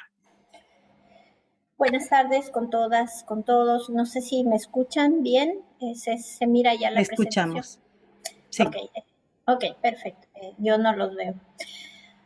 Bueno, para cerrar este webinar, voy a contarles en realidad qué es lo que estamos haciendo en la PUCESE, hacia dónde vamos y como dijo Viviana, se está haciendo bastante, pero aún ese bastante sigue siendo poco, ¿no? Y hacia allá vamos. Entonces, yo quisiera compartirles la ruta de atención en casos de atención de violencia de género que actualmente está ya en ejecución. ¿Qué pasó? Ahí avanza la presentación. A ver. Bueno, yo creo que lo voy a compartir ahí porque no avanza. Intentaré ahí y ahí. Ya, ahí. Ok. Entonces, quiero conversarles qué hemos hecho. En el periodo 2021, en el segundo periodo 2021, sin duda alguna se dio uno de los pasos más importantes a nivel institucional. La universidad, yo diría que ya hace un año, estamos celebrando una acreditación como universidad segura, libre de violencia, una certificación otorgada por un organismo externo, la GIZ, y sin duda alguna eso es un hito histórico porque nos compromete como institución a crear esta universidad como un espacio seguro libre de la violencia. A partir de ese semestre y en el primer periodo 2022, se ejecutó ese proceso de capacitación a los estudiantes. En ese periodo yo diría que fue un buen elemento tener que la mayoría, o bueno, la mitad de los estudiantes, un promedio de 700 estudiantes, obtuvieron esta certificación. Y en este periodo 2022 se espera la cobertura total para la sede. Para nosotros, más allá de la certificación que los jóvenes puedan alcanzar, está el hecho de la sensibilización. Decían mis antecesores y preguntaban, ¿y qué más hacemos? Pues bueno, la educación es sin duda alguna, boca a boca de no quedarnos callados frente a la violencia, el poner una mano y decir no, son parte de estos cambios que estamos dando sin duda alguna y que nuestros jóvenes son parte, ¿no? ¿Y qué más hemos hecho? A partir del análisis también de la capacitación, la sensibilización de este curso, al final los chicos están contestando una encuesta sobre el tema de violencia y de ahí se han reportado 30 estudiantes en alerta roja y en alerta naranja, con quienes ya se ha hecho un primer acercamiento de atender esas necesidades, porque ya lo decían algunos de mis antecesores, la violencia está ahí, pero muchas veces no se dice. Y está en el corredor, y están en los pasillos, y están en esa violencia naturalizada en la que se acepta, se baja la mirada, y se acepta un tono de voz fuera de tono, unas miradas autoritarias, una presión de autoridad porque soy tu profesor. Y entonces el tema de respeto al otro realmente se diluye. Entonces, lo que yo puedo dar fe es que con esta encuesta que está aplicada dentro del proceso de sensibilización a través del curso se ha detectado esto, ¿no? Pero no todos denuncian y hacia allá es donde debemos apuntar como docentes, como autoridades, como los estudiantes que estamos aquí, a no quedarnos callados, a buscar ayuda. Y la chica que participó decía algo que es muy importante. Esa persona a la que violentaron replica el patrón y obvio va a hacer lo que sabe hacer, violencia. Entonces el tema de la violencia depende muchísimo de en qué medida yo estoy consciente de ponerle un alto a esa violencia. Y como les digo, a finales de este semestre se espera la cobertura total del curso e igualmente tiene una encuesta que esperamos pueda ayudarnos a identificar un poco más de cerca estos casos sobre violencia. ¿Y qué nos falta?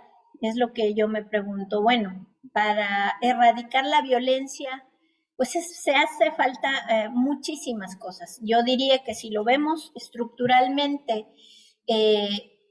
el mismo Estado nos violenta, ¿no? Hay una violencia estructural desde el mismo Estado, a pesar de todo lo que el Ecuador ha firmado en el tema de tratados y convenios, en el tema de derechos, hemos avanzado mucho, pero aterrizar esta política pública en la convivencia de nosotros va más allá de una política, va aterrizada en el sentido de entender que vivir en medio de violencia no es sano. Y quisiera aquí hablarles sobre lo que contiene la ruta de actuación para nuestra sede.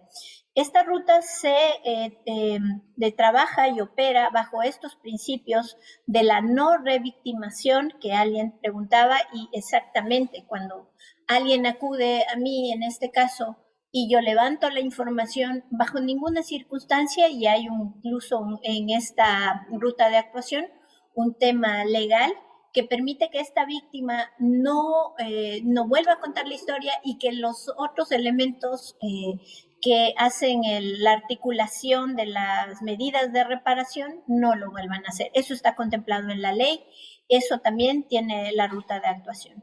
El tema de la estricta confidencialidad, que debo informar que se rompe solo en casos que la víctima tenga amenaza sobre su vida, intención suicida, por ejemplo, pero por cosas fortuitas, ¿no?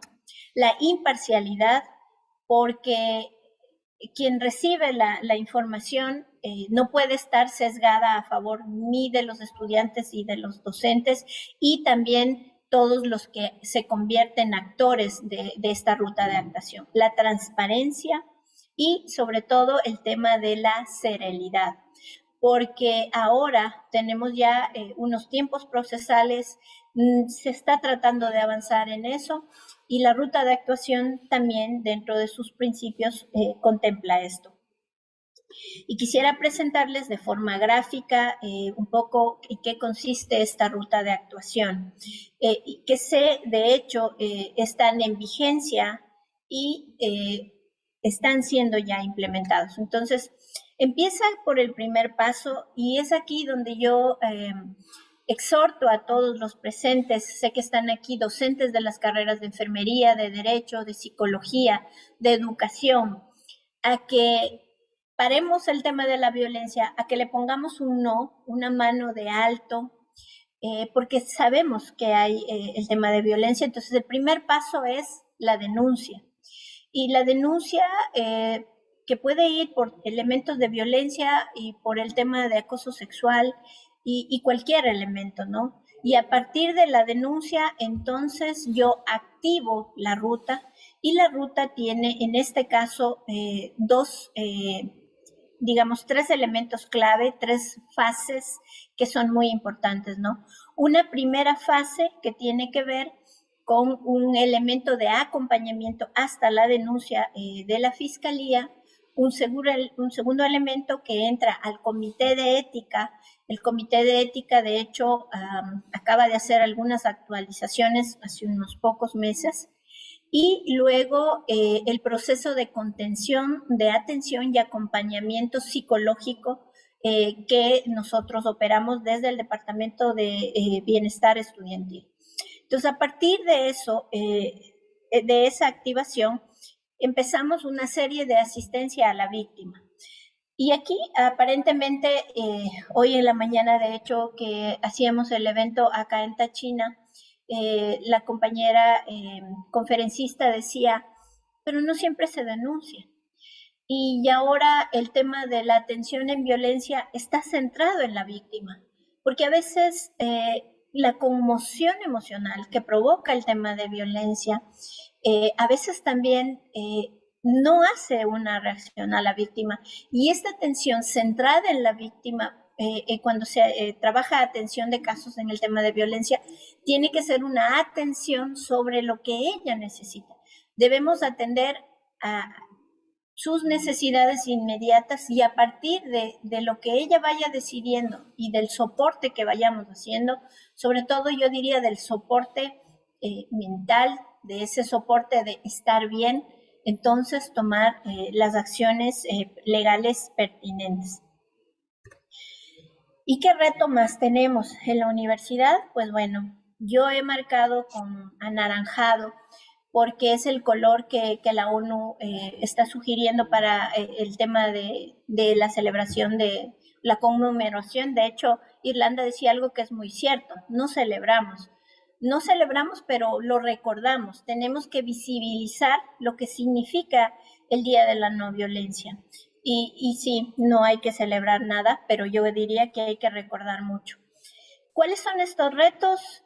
Yo diría que es la construcción de culturas de paz, ambientes universitarios que no solo se certifiquen como espacios universitarios seguros, sino que evidenciemos este código de convivencia en normas de convivencia, en elementos que nos permitan dialogar, que nos permitan desde la academia respetar nuestras formas de pensar, porque todos tenemos derecho a pensar diferente.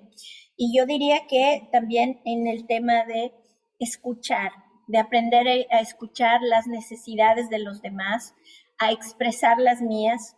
Y expresar las mías es darle la voz al estudiante, saber lo que piensa, tener estos espacios en las aulas de clase y saber cuáles son las demandas de ellos.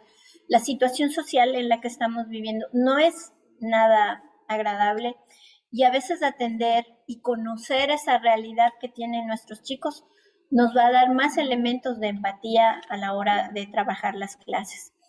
Y observar también las necesidades de mis compañeros, porque no todos los días son buenos, No todas las personas tienen sistemas inmunopsicológicos que soportan los avatares de la vida, porque no todos tenemos las mismas habilidades de resiliencia. Entonces, por todo eso y por más, la PUCESE debe construir una cultura de paz. Y termino mi presentación, no sé si estoy en el tiempo.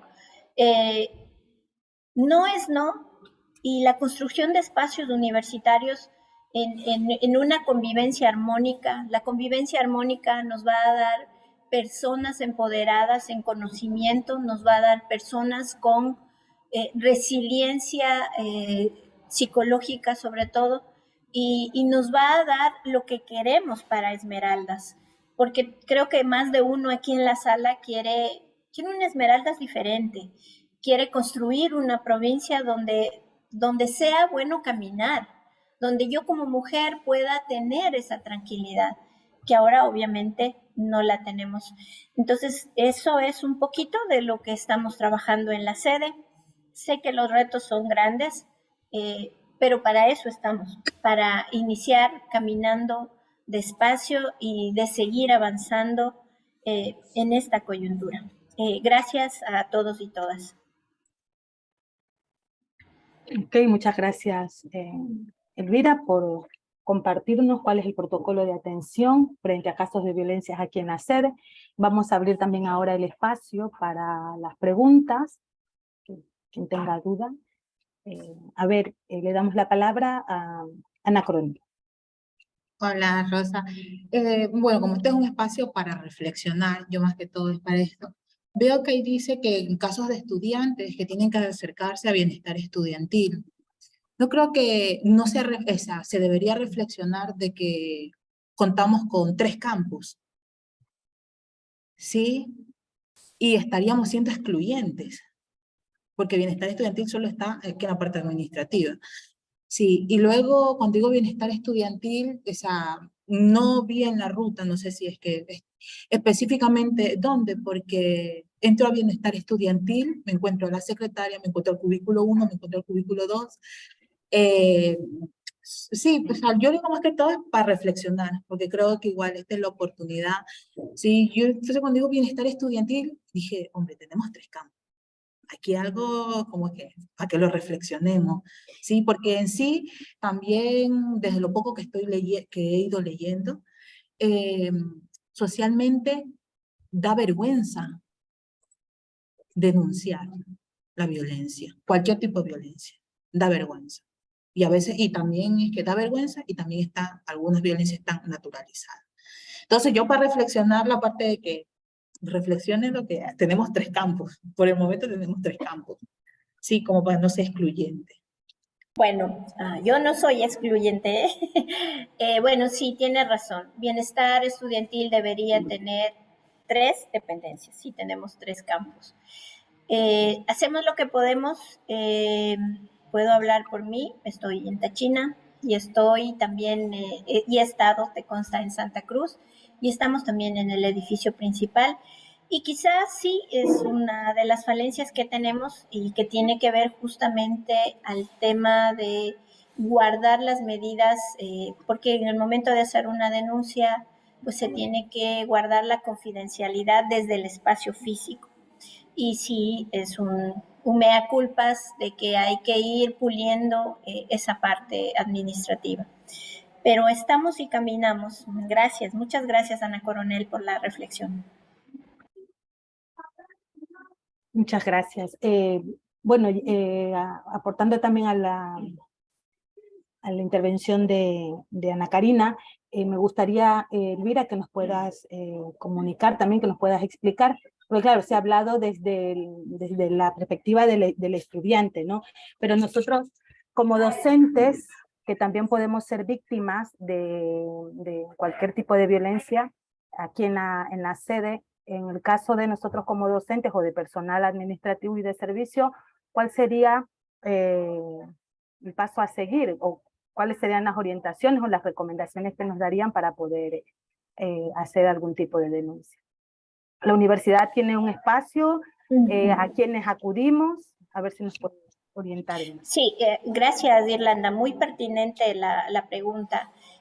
Sí, el protocolo, la ruta, perdón, está activada para no solo los estudiantes, sino para el personal administrativo, trabajadores, e inclusive hay un detalle más que a lo mejor se me pasó por alto, y es el tema de que también podemos ser ofertantes del servicio hacia afuera, y lo hemos hecho, lo digo a título personal, en que se han atendido familiares de compañeros administrativos y se lo ha hecho con el mayor de los gustos porque el tema de salud mental es un tema que debe abordar incluso nuestro bienestar. Yo creo que el desafío de ahora de nuestras autoridades también va por ahí, en que como docentes también esta certificación de universidad segura vaya creando esos espacios, ¿no? Que no solo quede en una certificación, y yo creo que ahí pues también tenemos mucho trabajo porque si nosotros tenemos un tema de seguridad, yo diría que incluso en el tema afectivo, pues eso mismo podemos transmitir a los jóvenes en la sede. Gracias, Irlanda. Ok, muchas gracias. No sé si alguien más quiere hacer su aporte, su pregunta. No sé si a Ana Karina se le quedó levantada no sé. La mano. Ajá. O a Ainice.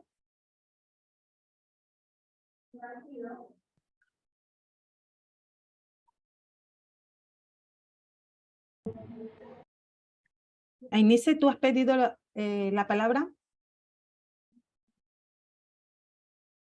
No te escuchamos si es que estás hablando.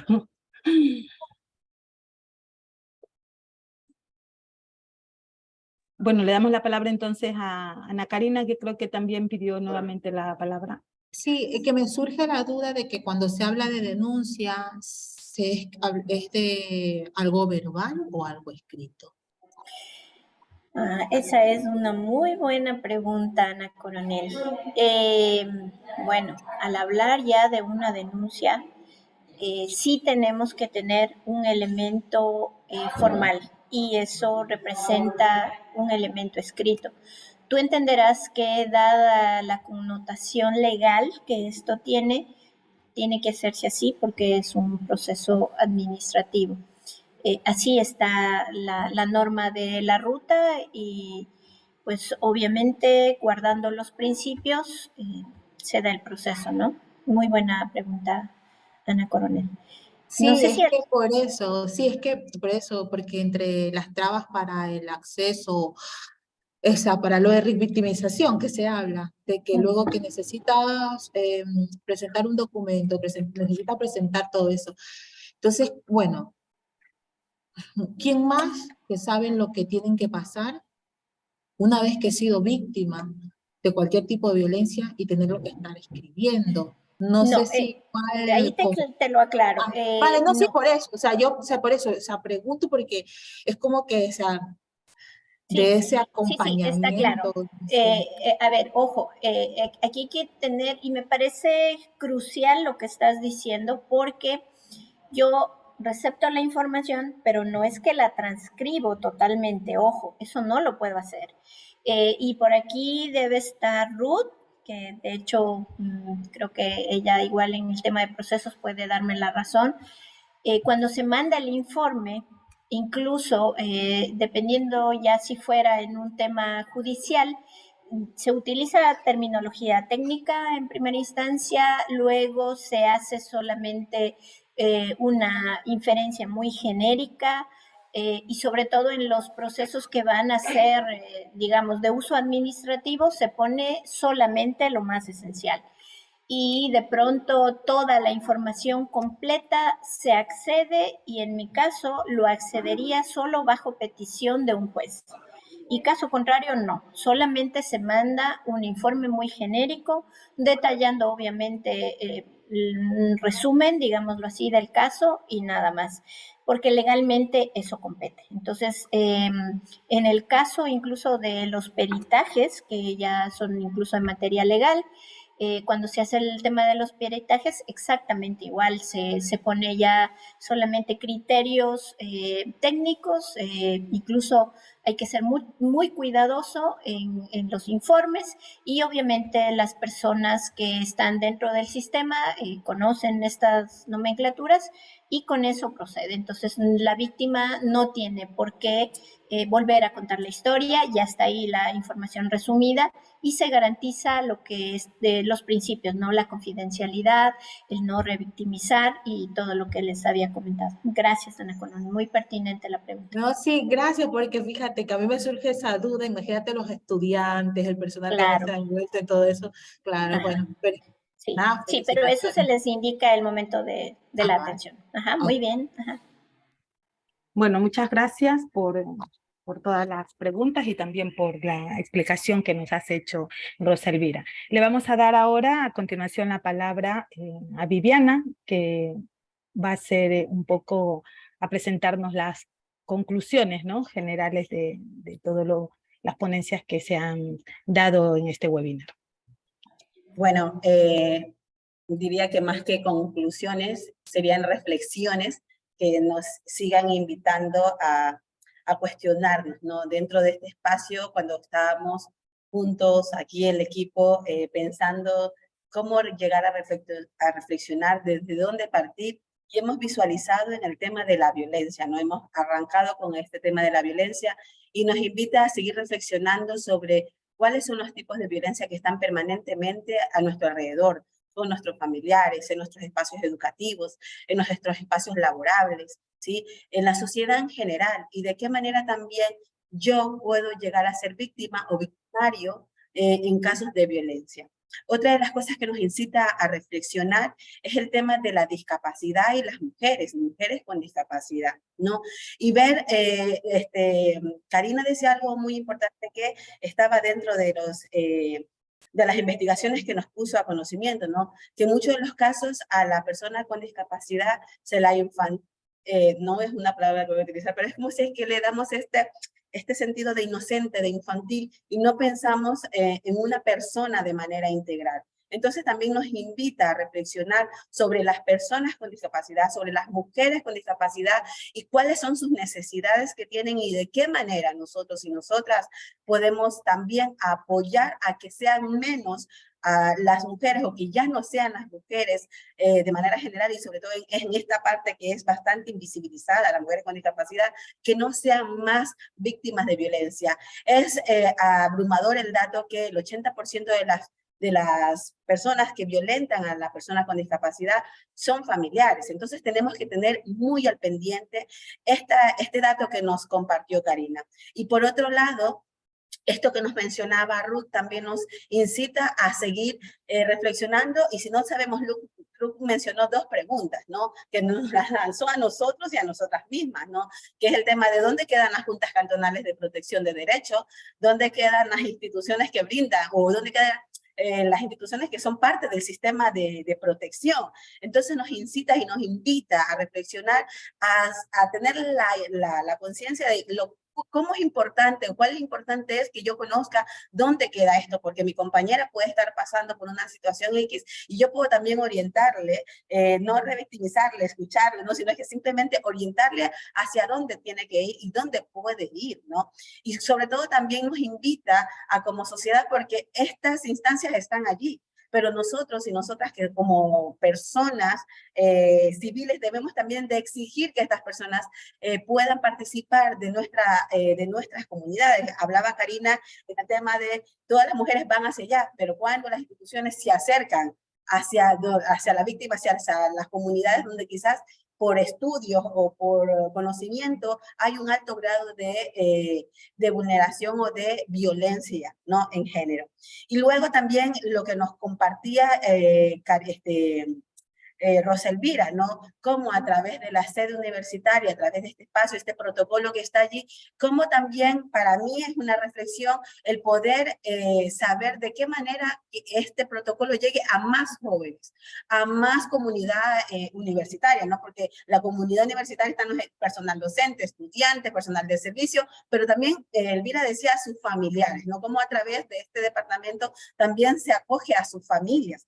Entonces permite reflexionar acerca de cómo yo también como estudiante puedo conocer dónde está el departamento, porque hoy día justo tenemos la conmemoración aquí en el campus principal de la PUCESE, y decían, ¿dónde queda el campus principal? Y así como ha pasado, preguntan, ¿y dónde queda el bienestar estudiantil? Entonces, el conocer también, así como es importante conocer dónde quedan las juntas cantonales o el sistema de protección de derechos, la fiscalía y algunas otras instancias, es también importante conocer dentro de nuestra sede cuáles son, dónde quedan las instalaciones y específicamente cuál es la persona a la cual tengo que acudir cuando esté pasando una situación de violencia. Nos incita también desde esta parte de la violencia a que nosotros como universidad, para llegar a ser completamente libre y segura de violencia basada en género, tenemos que comenzar a trabajar de manera transversal y una mirada generalizada en el género.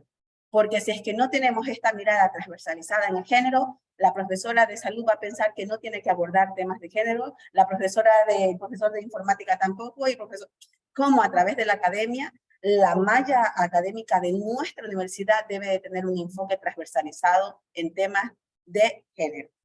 Es un poco para reflexionar. Gracias a cada uno de ustedes que se han dado cita y le doy el paso a Pablito. Ok, muchas gracias, Viviana. Yo creo que todas nuestras ponentes se merecen un aplauso. En las reacciones pues tenemos la opción de aplauso. Con estas 4 charlas, estas preguntas, damos por cerrado al segundo conversatorio académico sobre la eliminación de la violencia de género contra la mujer, organizado por la PUCESE. No sé si pueden encender sus cámaras algunos como para tomar una pequeña fotografía que evidencie su participación en este muy importante evento que nos invita, como ha comentado Viviana, a reflexionar, porque este tema no es solo de la universidad, no es solo de la academia, es algo de la sociedad en general, y por lo tanto, pues, yo creo que se deben seguir organizando este tipo de eventos de manera que lleguen no solo a adultos, sino a jóvenes, a niños, porque, como han comentado los compañeros, de allí se origina todo, ¿no? Desde el hogar mismo. Perdón que interrumpa, es importante lo del link para el registro de asistencia. Perdón, Viviana. Irlanda. Sí, luego de la intervención de Pablo les indicamos sobre el link para registrar su asistencia. Sí. Bueno, pues eso, muchísimas gracias. Vamos a tomar la fotografía. Muchas gracias por encender sus cámaras. Y bueno, pues Irlanda puede... Sí, gracias Pablo, a través del chat de aquí de la reunión, les hemos compartido un enlace para que ustedes puedan registrar allí sus nombres completos, nombres y apellidos, con su número de cédula y correo electrónico. Con estos datos nosotros vamos a proceder a realizar un certificado de participación de este webinar. Este link va a estar abierto 10 minutos no más, entonces sí que les pedimos por favor que puedan registrarlo en sus datos en este momento, porque luego se cerrará y no habrá apertura de ello, ¿no? No sé si pueden acceder todos, pero aquí se los he compartido, lo vuelvo a enviar por si acaso, para que podamos registrarlo en este momento. Listo.